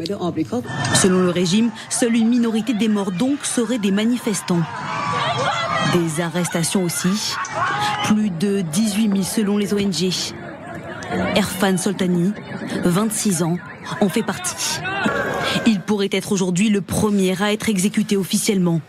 Une ligne rouge pour Donald Trump qui prévient, en cas d'exécution, les États-Unis agiront de manière très forte. Vous avez vu enfin, moi, franchement, il y a des images qui marquent. Il y a des gens, en fonction de la psychologie des uns et des autres, moi, le visage de ce gamin de 26 ans, celui-là, je crois que je pourrais difficilement l'oublier. Surtout si on nous confirme dans l'après-midi qu'il a effectivement été condamné à mort et exécuté par le pouvoir irakien. Kevan Gafaïti, vous êtes donc enseignant à Sciences Po, et dans le courant du mois de décembre, il ne se passe rien de particulier à Téhéran. Sur les standards iraniens, c'est-à-dire que l'Iran est un pays particulier, qui a une situation sécuritaire qui est ce qu'elle est. C'est-à-dire que c'est connu que lorsque vous êtes à Téhéran, sur l'espace public, il faut faire attention. Vous pouvez pas faire des embrassades. Vous pouvez pas avec votre famille. Vous comme vous voulez. Ouais. Voilà. Enfin, c'est un cadre qui est évidemment très très différent de celui de la France. Pourquoi un franco-iranien va, pardonnez-moi, on est un peu naïf, comment on va aussi facilement en Iran? C'est quand on est franco-iranien, on peut aller en Iran comme on veut? Écoutez, moi je parle maintenant de mon cas personnel. Ouais. J'ai jamais eu de problématique, c'est-à-dire que vous y allez, vous y entrez. Ouais. Effectivement, j'ai beaucoup de témoignages, je vois les informations par rapport à d'autres cas. Donc je m'exprime par rapport à ce que moi je vis. Ouais. Il n'y a pas de difficulté particulière. Donc vous arrivez. Fêtes. Pardon. Vous avez été là-bas pour les fêtes, pour des raisons peut-être professionnelles, peut-être familiales. Purement personnel. J'ai été seul. C'est la première fois où j'y étais seul. Ça a vraiment été le grand saut dans le bain. Et effectivement, vous commencez à voir l'Iran tel qu'il est. Ensuite, une première fermeture du Grand Bazar. Et alors moi, je vous le dis explicitement, je ne m'invente pas une vie. Je n'ai pas fait partie des manifestations, parce que ma situation est ce qu'elle est. Et donc à partir de là, cependant, le jeudi soir à 19h15, j'étais dehors. Et effectivement, j'ai vu énormément de personnes dans les rues de Téhéran. Il faut voir que Téhéran est déjà une ville très peuplée, 10, 12, 15 millions d'habitants selon le découpage. Mais même sur les standards téhéranais, les rues étaient noires de monde. Et là, tout de suite, je me suis dit, bon, il se passe effectivement quelque chose qui n'est pas anodin. Et j'ai vu une jeune adolescente qui était dévoilée, qui a crié en persan « Mark bar dictator », mort au dictateur. Et là, je me suis dit, d'accord, là, on entre dans quelque chose de nouveau. Moi, tout de suite, vous comprenez que c'était d'abord pour des raisons économiques, parce que les gens ont faim, parce qu'il y a un vrai problème de pouvoir d'achat, un vrai pouvoir mais qui est notable, qui est catastrophique. Ça, je peux vous donner des éléments très très précis. Lorsque je suis arrivé en Iran, 1 euro, c'était 154 000 toman, l'unité de monnaie nationale. En rentrant, c'était 174 000 toman. Ouais. Donc, du jour au lendemain, d'heure en heure, l'argent que vous avez dans votre poche se dévalue. Ouais. Des exemples très très pragmatiques, presque triviaux, mais qui montrent la réalité du terrain. Écoutez, j'ai voulu faire des courses pour m'acheter quelques fruits et légumes. J'ai acheté 7 pommes, 7 concombres, 7 bananes pour une semaine. Ça m'a coûté, converti, 8 euros. 8 euros pour un Parisien, pour un Français, vous pouvez le faire. Bon, on peut critiquer le prix ou pas, mais vous pouvez le faire. Mais le salaire moyen en France, il est 2 000 euros. En Iran, si quelqu'un doit payer 8 euros, le salaire moyen, il est de 175 euros. 10 fois moins. C'est insoutenable. Donc ça, il faut, je pense, vraiment le noter. L'enjeu initial est d'abord économique. Et c'est pour ça que du fait de son caractère économique, il est transversal. Que vous soyez une femme, un homme, jeune, moins jeune, riche, pauvre, religieux, pas religieux, si vous n'arrivez pas à vivre, à vous alimenter, vous allez effectivement gronder très très fort.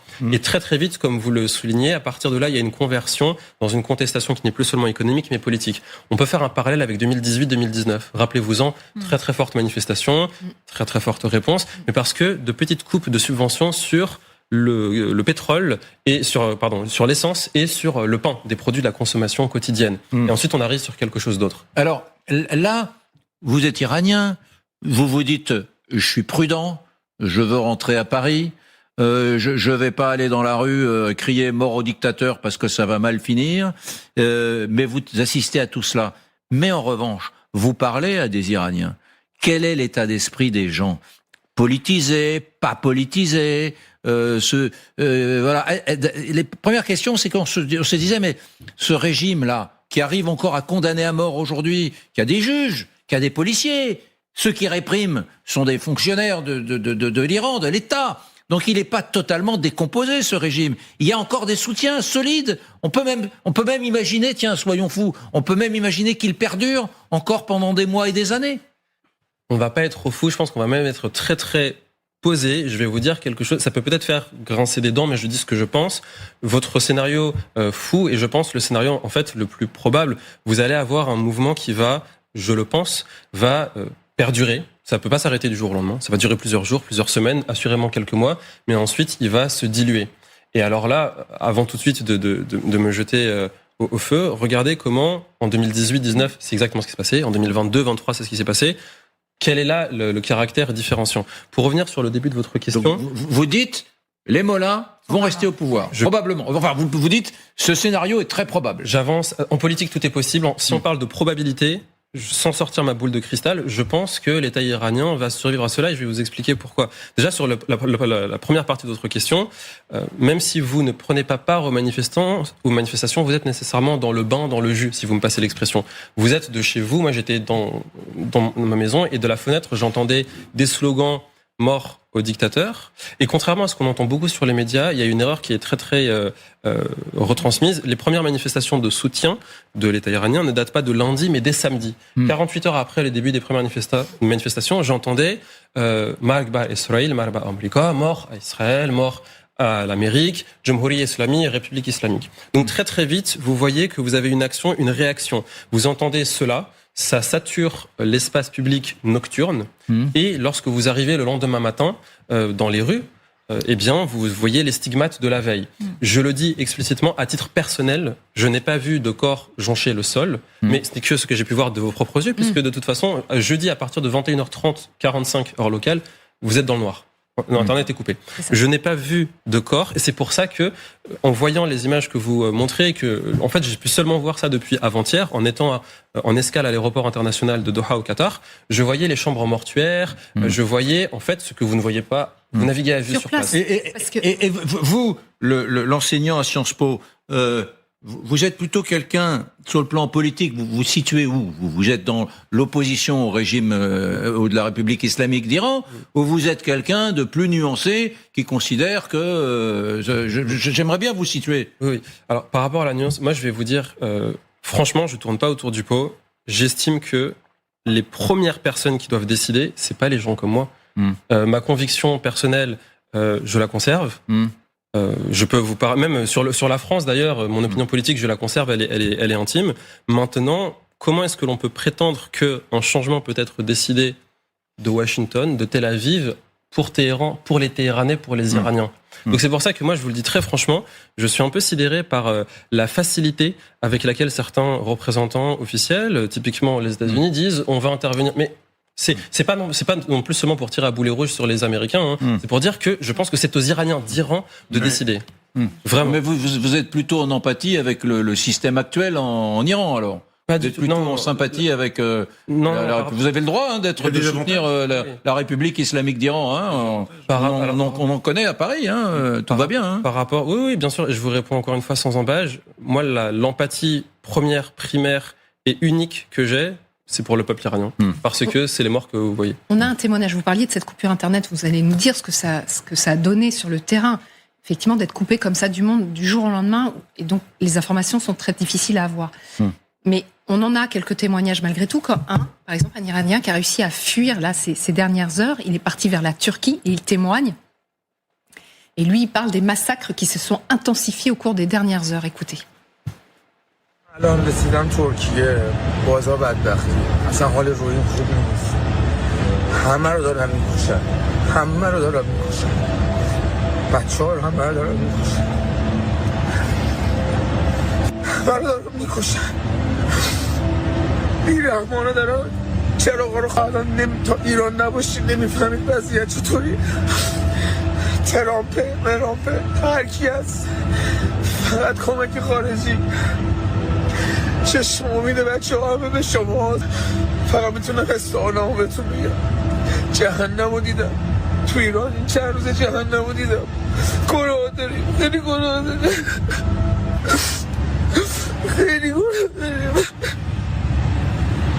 Ce qui est montré est beaucoup recoupé. J'ai vu l'enfer. Oui, alors c'est pour ça que moi je préfère me fonder sur ce que j'ai pu voir pour le dire ça c'est dur comme fer. Est-ce que j'ai vu un appareil policier de représailles extrêmement lourd avec des fourgons de CRS, enfin équivalent CRS, donc des fourgons anti-émeutes, avec des escadrons de motos, avec 2 personnes l'une derrière l'autre, de policiers en armure équipés, pas seulement pour du contrôle routier, oui absolument. Et qui tirent. Complètement. Ça, je vous le dis aussi sans embâche. Encore une fois, sur votre question par rapport à l'empathie ou par rapport aux avantages, vous voyez que je vous dis les choses telles qu'elles sont et pas telles que un côté ou un autre voudrait l'entendre. De votre fenêtre, de ma fenêtre, les premières nuits, j'entendais des tirs dès le jeudi soir. Et le vendredi matin, on m'a montré des billes de flashball. Donc, mais qui étaient déjà d'ailleurs dures comme du métal. Et ensuite, le lendemain, j'ai entendu des tirs qui me semblaient plus massifs. Je suis pas un expert balistique, je suis pas un expert militaire. Cependant, j'ai compris que ce n'était plus des tirs de flashball. Effectivement, là, on a des armes. Et je pense que ce n'est pas un point de débat, ce n'est pas un point de discussion, puisque maintenant, l'État iranien, vous l'avez montré en début d'information, atteste qu'il y aurait des morts. Maintenant, par rapport au témoignage que vous avez montré, je vous confirme que c'est recoupé par effectivement beaucoup de personnes qui peuvent vous dire cela. Et c'est là où moi j'avance avec énormément de parcimonie, pas sur le principe. Le principe, il est indiscutable, sur l'étendue. Parce que une des choses en tout cas qui m'a frappé quand je suis rentré à Doha pour ensuite aller au Qatar et en France, et j'avais Internet, c'était les chiffres qui étaient annoncés par les ONG. En lundi après-midi, lorsque j'avais accès à Internet, on disait sur Internet que les ONG estimaient à 700 morts. Et là, tout de suite, je me suis dit, comment est-ce que ça peut être 700 morts alors que, quand je discutais avec quelqu'un, sur place, le lendemain, on me dit, à Téhéran même, on me dit, c'est 2000 morts, 5000 morts. Il y a un flou sur cette information. Il y a un flou. Bon, moi, Kevin Gafaïti, je vous le dis, vous êtes enseignant à Sciences Po Paris, je n'aimerais pas que vous enseigniez l'Iran à mes enfants. Je vous écoute. Je trouve que vous êtes extrêmement indulgent à l'endroit de la République islamique d'Iran, en faisant un peu un partout balle au centre. Moi, j'ai pas vu, j'ai pas entendu, etc. Enfin, nous avons des images. Nous connaissons les gens qui fournissent ces images. Elles sont pas triquées, c'est pas de l'intelligence artificielle. Quand les journalistes parlent d'un bilan entre 12 000 et 20 000 morts, pardonnez-moi, la façon que vous avez de relativiser les choses en disant j'ai pas vu ça, me met un tout petit peu mal à l'aise. Et je vous le dis franchement, je vous aime bien, mais je ne voudrais pas que vous soyez à Sciences Po l'enseignant de mes propres enfants, ça me déplairait fortement. Peut-être que vous voulez la parole. Pas de droit de réponse à une attaque ad hominem. Oui, bien sûr. Mais vous avez beaucoup parlé. Oui, non, c'est-à-dire que le fait que vous rentriez, vous sortiez comme vous voulez, pardonnez-moi, mais on en connaît beaucoup de réfugiés iraniens en France, ils ne peuvent pas retourner en Iran parce qu'ils étaient opposés au Mollah. Donc cette porosité que vous avez entre les mondes fait que vous avez la position que vous avez aujourd'hui. Mais c'est vrai que vous avez beaucoup insisté dès le départ sur la contre-révolution, sur le fait que ce système totalitaire allait perdurer, et on voit bien où vont vos amitiés. Et pourquoi pas? Mais avancez, dévoilez, si je me permets. C'est pas grave, mais avancez. Moi, je suis iranien. Ce témoignage de ce monsieur en pleurs aurait tendance à m'émouvoir. Moi, déjà, je suis pas iranien. Mais vers qui allait mon émotion lorsque vous m'avez demandé est-ce que j'ai de l'empathie pour l'Iran? Répondez-moi juste à ces questions. Lorsque vous m'avez demandé j'ai de l'empathie pour l'État iranien, vous ai-je dit que j'avais de l'empathie pour l'État iranien? Non, juste répondez-moi. Vers qui avais-je de l'empathie? Quelque chose qu'on peut pas dire. Alors, c'est difficile de dire d'avoir aujourd'hui. de l'empathie pour le peuple iranien. Mais comme Tariq Ramadan, de façon très habile, était capable de défendre les frères musulmans, vous le faites avec beaucoup d'habileté. Ne lui faisons pas de procès. Ne lui faisons pas de procès. Ça peut être un point de vue. Ça peut être un point de vue, effectivement. Sur les chiffres, effectivement, c'est assez spectaculaire. Et même le ministre des Affaires étrangères en France a parlé du plus grand massacre de l'histoire de l'Iran contemporaine. Et les chiffres, elles sont c'est en fait. On peut l'écouter. Qui a dit ça? C'est Jean-Noël Barrot ce matin. Écoutons une voix officielle. Le ministre, pardon, mais vous avez raison mettons cette voix officielle qui est le ministre des Affaires étrangères de la République française, Jean-Noël Barrot. Nous ne savons que peu de choses, malheureusement, puisque les autorités de l'Iran ont décidé de couper Internet, sans doute pour mieux masquer l'étendue de l'horreur qui nous a toutes et tous profondément choqués. Ce que nous soupçonnons, c'est qu'il s'agit là de la répression la plus violente dans l'histoire contemporaine de l'Iran et qu'elle doit impérativement cesser. Voilà. Excusez-moi, que pensez-vous de l'empathie de Jean-Noël Barrot par rapport à la République islamique d'Iran, qui dit absolument la même chose que moi? Nous avons seulement des soupçons. Écoutez ce que dit Kevin Gafaïti. Excusez-moi, regardez, Jean-Noël Barrot, le ministre français des Affaires étrangères, exactement, vous dit qu'il y a un blackout. Monsieur, est-ce que vous pourriez dire alors qu'il a une empathie que vous ne souhaiteriez pas? Alors, il n'enseigne pas à Sciences Po, mais qu'il soit le ministre français vis-à-vis de l'Iran et d'avoir cette position qui a de l'empathie. Cher monsieur, juste répondez-moi, monsieur. Si je me suis trompé à votre endroit, je le regrette, bravo. Je disais simplement que j'ai trouvé que vous relativisiez beaucoup les choses. On n'a peut-être pas envie d'entendre en ce moment que les manifestants, que les insurgés, que pour nous, il y a un fait qui est avéré. C'est que il y a eu des milliers de morts, que la République islamique d'Iran, de façon abjecte, assassine des gamins, et que quand je vois la tête de ce gamin de 26 ans qui va être condamné à mort tout à l'heure, j'ai envie de pleurer. Voilà. Alors peut-être que j'attendais un peu trop de larmes de votre côté, et que je n'ai eu que volonté de relativiser les choses. Voilà. Sur le point que vous Mais c'est évoquez. pas grave. Mais non, c'est très grave. C'est important de le mentionner. Je suis absolument d'accord. J'aimerais que ce soit dit de manière explicite et que vous le repreniez si vous le voulez. Je suis d'accord sur le fait qu'il est anormal que des Iraniens meurent par conviction et par engagement politique. Eh ben alors, voyons, on est d'accord. Mais alors, est-ce que vous retirez les propos quelque peu houleux ? Oui, je les retire. Je vous remercie. Grégory Phillips, effectivement. Non, sur la difficulté autour de ces bilans, c'est évidemment un massacre à huis clos, il n'y a aucun doute là-dessus. Après, les chiffres, la presse américaine évoque 12 000 ou 20 000 morts. Il y a des milliers de morts, c'est sûr. Mais le pays est coupé. On ne peut pas aller le vérifier, etc. En tout cas, on est sur un événement absolument majeur dans l'histoire contemporaine du pays, puisque 2019, qui était aussi des manifestations à vocation au départ économique, il y avait eu entre 1000 et 1500 morts. Vous voyez, là, on est à x10 quasiment, si ces bilans sont confirmés. Donc on est sur quelque chose d'inédit, beaucoup plus fort que ce qui s'était passé en 2022 après la mort de Mahsa Amini, beaucoup plus grave que ce qui s'est passé en 2009 après la réélection d'Ahmadinejad. C'est juste pour vous donner l'ampleur de ce qui se déroule en Iran, et on verra comment ça... Avec un régime beaucoup plus affaibli qu'à l'époque, avec tous ces proxys qui ont été mis à terre, avec le Nicolas Maduro qui n'est plus là. Voilà, et je voudrais juste avoir un dernier mot, parce que vous avez souligné la jeunesse de ce jeune homme condamné à mort qui a 26 ans. Pour être allé en Iran plusieurs fois, c'est un pays absolument magnifique. C'est un des plus beaux pays du monde. Avec une jeunesse qui est formidable, éduquée, cultivée. Vous allez dans les universités de Téhéran, les jeunes femmes ont un taux de scolarisation très élevé. C'est une jeunesse qui aspire à plus de liberté. On l'a vu en 2022 après la mort de Mahsa Amini, et c'est tout ce qu'on lui souhaite. Qu'elle puisse vivre normalement dans des conditions dignes et dans des conditions de liberté, parce que ce peuple iranien est extrêmement attachant, et on n'a qu'une envie, c'est que d'abord le massacre se termine, et que demain peut-être, et ce n'est pas un jugement politique ni rien, que demain ils puissent vivre en paix, dans la sécurité, sans violence, et sans avoir à fuir leur pays, parce qu'aujourd'hui c'est la seule solution. Merci beaucoup Grégory Phillips, merci à vous Kevin Gaffaïti, vous êtes invité quand vous voulez pour venir débattre dans notre émission de débat. Et votre parole, moi je viendrai avec plaisir. Vous revenez quand vous voulez. Merci beaucoup. On va parler. Mais même, vous savez quoi ? Même si un jour vous rencontrez quelqu'un qui veut défendre la République islamique d'Iran, il a sa place ici. Mais bien sûr qu'il a sa place ici. Je pense que vous devez en connaître des Iraniens, on en a vu, qui défendent encore aujourd'hui, qui sont des légitimistes, des conservateurs, et qui défendent le continuum politique en Iran. Il y en a, c'est des opinions qu'il faut aussi écouter.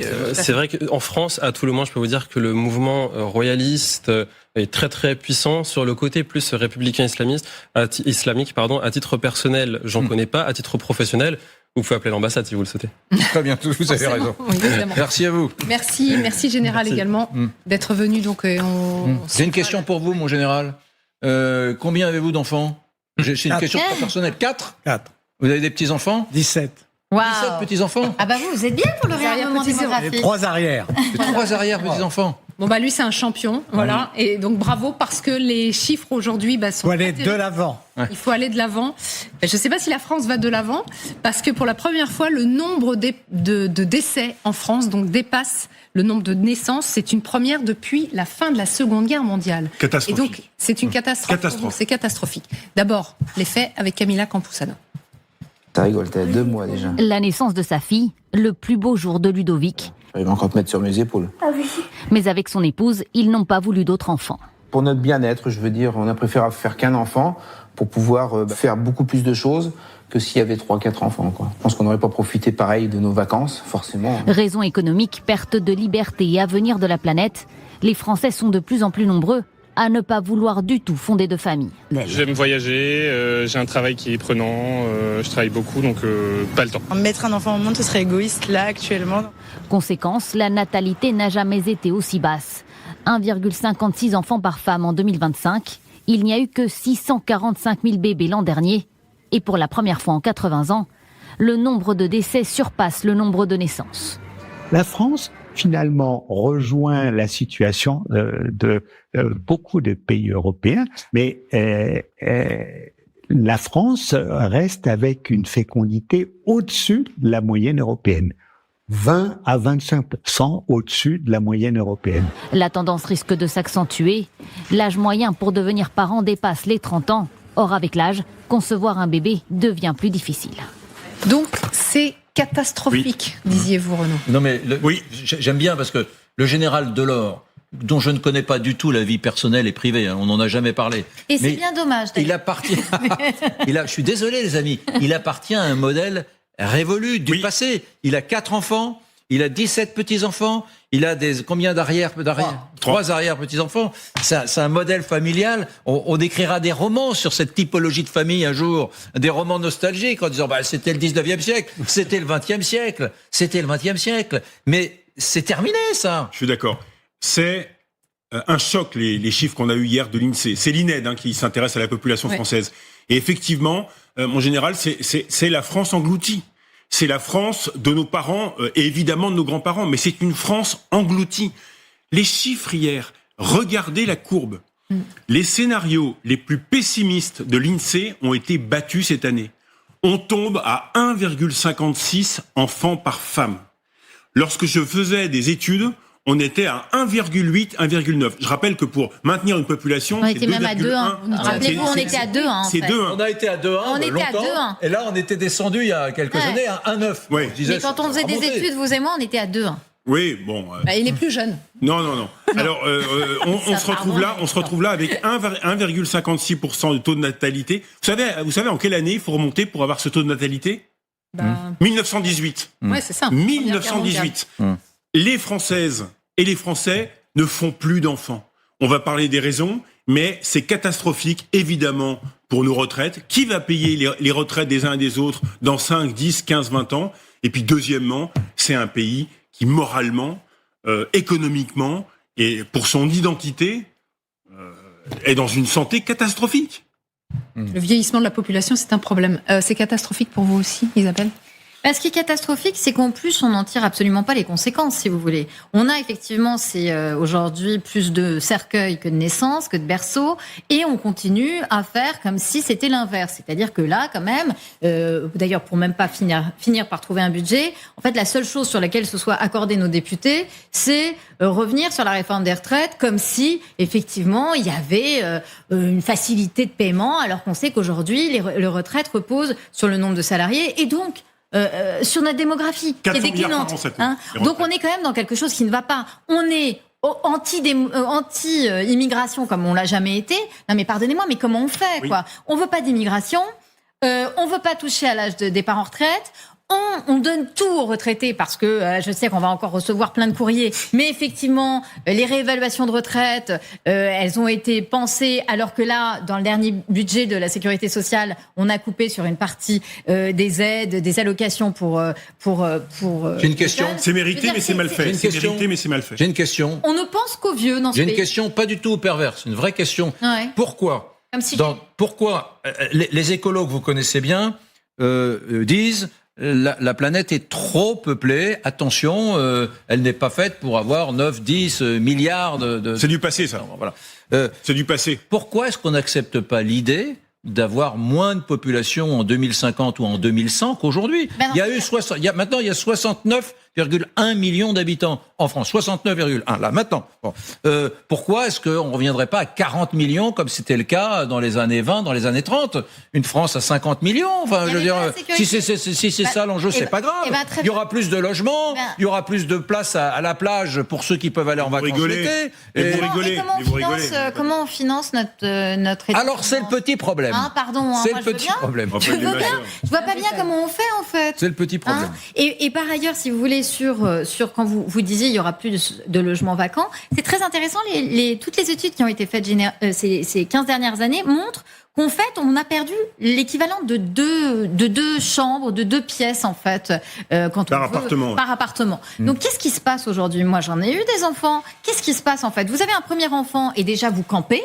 Vous campez, vous avez déjà un appartement trop petit, vous campez avec un premier enfant. Vous l'avez à 28, 29 ans, 30 ans. Et avant d'en faire un second, vous dites, ouf, Alors, si j'en fais un second, il va falloir que je change d'appartement. Les loyers sont exorbitants.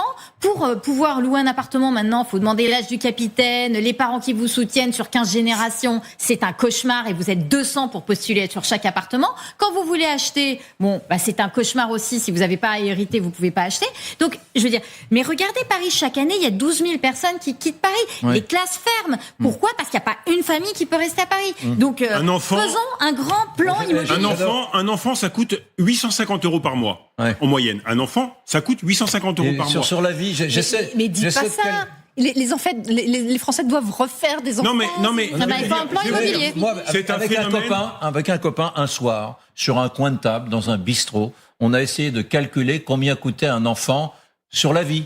Voilà, de sa naissance jusqu'à ses 20 ans. Au moins 18-20 ans. Oui, c'est effroyable. Je peux pas vous le dire, c'est effroyable. Non, mais ce que vous avez dit, vous avez dit tout à l'heure, Eric, c'est-à-dire, est-ce qu'on peut imaginer un monde où il y aura 30 ou 40% de moins de population en 2100? Mais c'est le cas.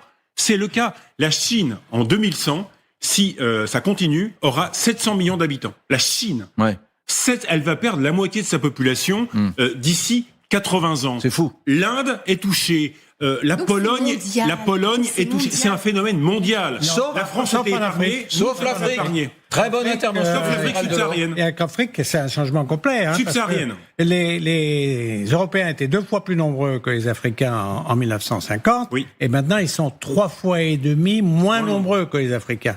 Ce qui montre bien que la pression démographique, elle n'est pas uniforme sur la totalité du globe, même si vous avez raison sur les exemples, en précisant quand même quand la Chine sera à 700 millions d'habitants, il n'y aura plus personne en Corée du Sud. Donc ça sera touché. Et pour revenir à ce que vous disiez tout à l'heure, il y a quand même des grands facteurs que vous connaissez d'ailleurs. D'abord, c'est dans le match de la vie, il ne faut pas rentrer en seconde mi-temps. Si vous rentrez en seconde mi-temps, évidemment, vous avez moins de chances de construire quelque chose. Donc si on veut construire, il faut avoir des enfants plus tôt. Ça, c'est pas à 32 ans. Bonne règle. C'est pas attendre les minutes supplémentaires. Ça marche beaucoup moins bien. On le sait, tout le monde le sait d'ailleurs. Ça, c'est la première remarque. La deuxième, c'est l'individualisme. Vous êtes sympa, on fait comment quand on est une femme, qu'on veut faire des études, on peut congeler ses ovocytes, vous savez, il y a aussi un changement de monde. Ça, c'est mon opinion. Non, mais je comprends. Mais globalement, ça n'empêche pas d'ailleurs un certain nombre de femmes de ma famille à avoir fait des hautes études et tenir des postes de responsabilité importants dans la vie actuelle, en ayant 4 ou 5 enfants. Donc, c'est pas impossible. Je dis pas que c'est facile. Je dis que c'est pas impossible. Et puis, il y a un autre élément, c'est que, je veux dire, je l'entends assez fréquemment, donc pas qu'ici, c'est que combien coûte un enfant? C'est un raisonnement, je suis désolé, peut-être dans ma génération qui est déjà un peu ancienne, on n'a jamais eu. Exactement. Jamais eu. Il y a un autre élément, c'est l'individualisme. C'est que on voit les jeunes hommes ou les jeunes femmes avec leur smartphone qui marchent sans se voir, sans se parler, et presque en se télescopant, mais les hommes sans se faire beaucoup de mal, si j'ose dire. C'est quand même assez catastrophique, quand même. Mais non, on ne fait pas des enfants avec un portable. Quoique, ça peut susciter des rencontres. Mais attendez. Ça faisait longtemps qu'on n'avait pas tapé sur les jeunes. Ne vous interrompez pas. Non, mais. Élève Pila, vous avez la parole. Non, je suis entièrement d'accord sur un changement de monde. Ma mère me disait toujours, mais nous, à notre génération, on ne réfléchissait pas au risque d'avoir un enfant. Mais c'est des questions qu'on ne se posait pas. Pourquoi? Elle me disait, mais à partir du moment où vous commencez, à partir du moment où vous commencez à réfléchir aux avantages et inconvénients, mais vous faites pas d'enfant. C'est terminé. Mais elle me dit, on se posait pas la question. Les grands-parents n'en parlons pas. Mais elle avait pas de contraception, elle avait pas de pilule, elle avait rien. Mais bien sûr. Je veux dire, oui, il y avait les capotes, mais c'est tout. Donc maintenant, vous pouvez pas demander aux femmes qui, heureusement, peuvent gérer leur désir d'enfant comme elles le veulent, faire les études longues si elles veulent, etc. Aux femmes et aux hommes. Non, mais d'accord. Enfin, oui, faut être 2 et faut être quand même 1 pour bien se les gérer les enfants. Ça, je peux vous dire, toutes les mères autour de la table, même si les pères sont formidables maintenant et merveilleux. Notamment les familles. Pardon, non mais d'accord. Non mais d'accord, mais c'est pas vous qui portez les enfants. Je sais. Mais donc d'accord, vous avez fait combien d'enfants, monsieur Pila? Bon, voilà. Il y a un moment, c'est bien gentil tout ça. Donc merveilleux, les femmes gèrent leur corps et ont une envie d'enfant quand elles ont une envie d'enfant formidable. Moi, je trouve que c'est extraordinaire. Moi, j'ai 2 filles et je n'aimerais absolument pas qu'on revienne en arrière. Et je vous le dis parce que ce soit en Chine ou aux États-Unis, tout le monde est en train de voir comment on peut interdire la pilule parce que c'est toujours sur le ventre des femmes que tout le monde se penche sans se poser la question de comment porter les enfants parce que c'est pas eux. C'est toujours les hommes ont toujours des bonnes idées sur comment gérer les ventres des femmes. Mais donc ça. c'est formidable. Après, sur les jeunes qui sont ci, qui sont ça, pardon, les jeunes, ils vivent dans des clapiers. Ils gagnent plus un rond. Et ils se posent la question de comment élever leurs enfants. Moi, je trouve ça formidable. Bravo les jeunes. On a vu dans le reportage... C'est pas que lié au salaire dans les études mondiales. On a vu dans le reportage que nous a montré Magali Lunel tout à l'heure, un couple qui disait, nous, on sacrifie le deuxième enfant à notre vie, à notre qualité de vie. Exactement. On ne veut pas de deuxième enfant parce que on aime un peu voyager. Moi, j'ai fait une émission sur RMC il y a des années, ça m'avait fasciné. Sur des hommes, aidez-moi Isabelle, des messieurs qui se faisaient stériliser, enfin comment dit-on vasectomie. Vasectomie, voilà. Bravo, et donc il vous expliquait, je me souviens d'un militant écolo de Lyon qui disait, moi, quand je vois le monde tel qu'il est, je ne veux pas avoir d'enfants et par conséquent, c'est plus simple pour des raisons métaboliques de le faire moi-même que ma compagne. Et donc, c'est une opération très simple, la vasectomie. Et donc, il s'était fait. Et on avait eu à RMC beaucoup d'appels d'auditeurs qui disaient, mais moi aussi, je l'ai fait, moi, je veux le faire. La peur de l'avenir. Waouh, la peur de l'avenir. Moi, je suis un numéro 6, je suis content que mon père l'ait pas fait. Vous êtes le 6e, permettez. Vous êtes le 6e, On peut avoir un avis différent, là. Je suis un numéro 6. C'est drôle. Combien d'enfants a eu vos parents? 6. 6. Ouais. Bon, moi, mes grands-parents. Le papa du général Delors, son père, pas son grand-père, a fait 14-18. Et mes grands-parents n'ont pas fait 14-18. Oui, mes grands-parents, pareil, 6 enfants. Dans les années 50, dans l'après-guerre, dans les années 40, 50, enfin à la fin de la guerre, vous aviez 4, 6 enfants. C'était monnaie courante. Dans les familles très pauvres, comme dans les familles... L'ambiance est formidable dans les familles nombreuses. De la haute bourgeoisie. Formidable. C'est mes filles qui me l'ont dit, et mon fils aussi d'ailleurs. Ouais. Oui, mais et dernière chose, restons dans les faits et restons scientifiques. Toutes les études mondiales des démographes depuis 10 ans disent qu'il y a 3 facteurs qui sont responsables de la dénatalité dans le monde entier, sauf dans l'Afrique subsaharienne, parce que le Maghreb est également touché. C'est l'élévation du niveau de vie, qui conduit effectivement à une société qui est plus orientée vers le plaisir que vers le devoir. Deuxièmement, l'urbanisation et l'exode rural, qui fait qu'effectivement, dans les villes, vous avez un mode de vie qui n'est plus un mode de vie adapté forcément à avoir beaucoup d'enfants. Et je suis d'accord avec Isabelle, la crise du logement en France, c'est catastrophique parce que des gens... combien de parents me disent 2 à 3 enfants dans une chambre? Les logements sociaux, vous attendez 5 ans. Comment vous avez plus d'enfants quand vous avez... Et troisièmement, effectivement, l'individualisme, qui fait que de la Chine au Mexique, regardez les chiffres au Mexique. On pourrait dire... Un pays catholique, l'Italie. Mais l'Italie est en voie de disparition. Ce qui est bien, c'est qu'avec... L'Italie, on est à 1,2 enfants par C'est vrai, l'Italie, la démographie mexicaine. Ce sont les études des pays catholiques, vous avez raison. Ce sont les études démographiques. Les études, c'est pas vrai, d'ailleurs. Non, c'est pas vrai. Vous avez plein d'études qui sont sorties sur la question du logement. Donc, non, c'est pas vrai. Si, ce que vous dites n'est pas vrai. Qu'est-ce qui vous plaît pas, non? Non, mais c'est-à-dire que ce qu'il dit, au Mexique, c'est pas le logement. J'attendais là, laissez la parole. Ce qu'il dit au fond, c'est le narcissisme, l'individualisme, et c'est pour ça, donc, c'est quasiment du fatalisme. Moi, je pense qu'il faut s'attaquer aux questions concrètement trouver des solutions, et à ce moment-là, pouvoir changer les choses. Là, ce que vous dites, au fond, c'est voilà, les jeunes pensent qu'à leur nombril, et donc il n'y a rien à faire. Une fois qu'on a dit ça, effectivement, il n'y a rien à faire. Et moi, je comprends, vous dédouanez en fait la politique dramatique qui a été faite d'un point de vue nataliste, en Pologne. Mais regardez, en Pologne et en Hongrie, qui sont des gouvernements extrêmement natalistes, ils ont pris des mesures de pouvoir d'achat, ça n'a pas marché. Ça ne marche pas. Bon, les amis, c'est pas le pouvoir d'achat. Ce que nous voulions vous dire, dans ce débat, si vous nous prenez en cours de route, c'est que pour la première fois depuis très longtemps, il y a eu plus de décès en France en 2025 que de naissances, plus de morts que de naissances, plus de cercueils que de berceaux, et que si nous sommes arrivés à 69,1 millions d'habitants, c'est du fait de l'immigration. C'est grâce à l'immigration que la population a quand même augmenté, mais le solde des naissances et des décès français est moins. Il est négatif, et c'est la première fois depuis quand, vous avez dit? Seconde Guerre mondiale. Seconde Guerre mondiale. Et ça va continuer. Première Guerre mondiale. Première Guerre mondiale, vous dites? En fait, c'est 1917. Mais enfin, c'est non, après la Seconde Guerre. Oui, mais c'est à chaque guerre. À chaque guerre. Et ça va continuer malheureusement avec les baby-boomers qui, voilà. Merci beaucoup. On se retrouve demain à midi. En attendant, restez sur LCI. Vous retrouvez Marie-Aline Mélier.